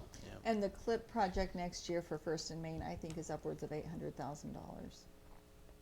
Okay. Now, KDOT's paying for most of that, like 90% of that. yeah, but- 90/10. I did have That's good to know, though.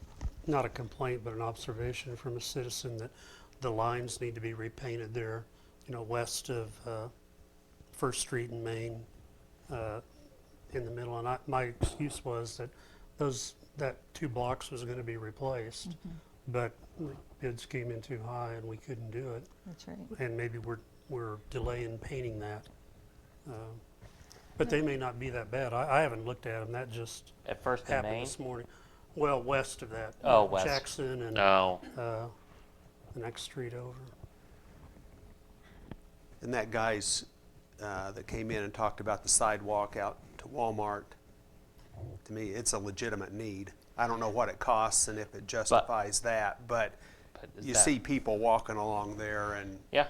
it's not good. But the issue is that KDOT, I mean, that's KDOT, isn't it? It is. Yeah, so that'd be more, they need to talk to KDOT, not, I mean, we can say to KDOT, hey, our citizens want a sidewalk, but Again, Russ did a lot of study on that, and money, there's so much undulation as you go out there, you're gonna have to retaining walls almost all the way out there, and that just drives up the price. yeah. Yeah, I didn't know that. Yeah, and Yeah, and they, and with KDOT, they've gotta be 4 foot wide, not 3 foot wide, so yeah. they just got a little more stipulation there. If you just look at the undulations and everything, how some of the slopes come down, you need retaining walls all the way to make it, smooth and walkable.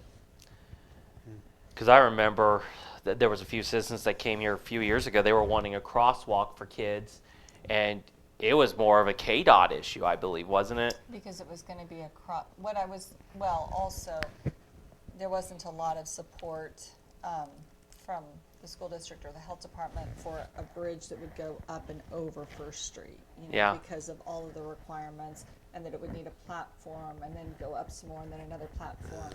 Oh, yeah. Because it would have to be high enough that it would go over the semis. Yeah. Do you remember that discussion? Yeah, I remember that. Well, I thought this was a very good and healthy discussion and everything. We got out of here pretty good time. So, Yeah. again, guys, I appreciate everything that we've accomplished this year, and I know 2026 will be a good year. I'm very excited about all the great things that's going to happen. So, with that being said, I will entertain a motion that we adjourn for today. It's been moved and seconded that we adjourn for today. All those in favor, please say aye. Aye. Thank you.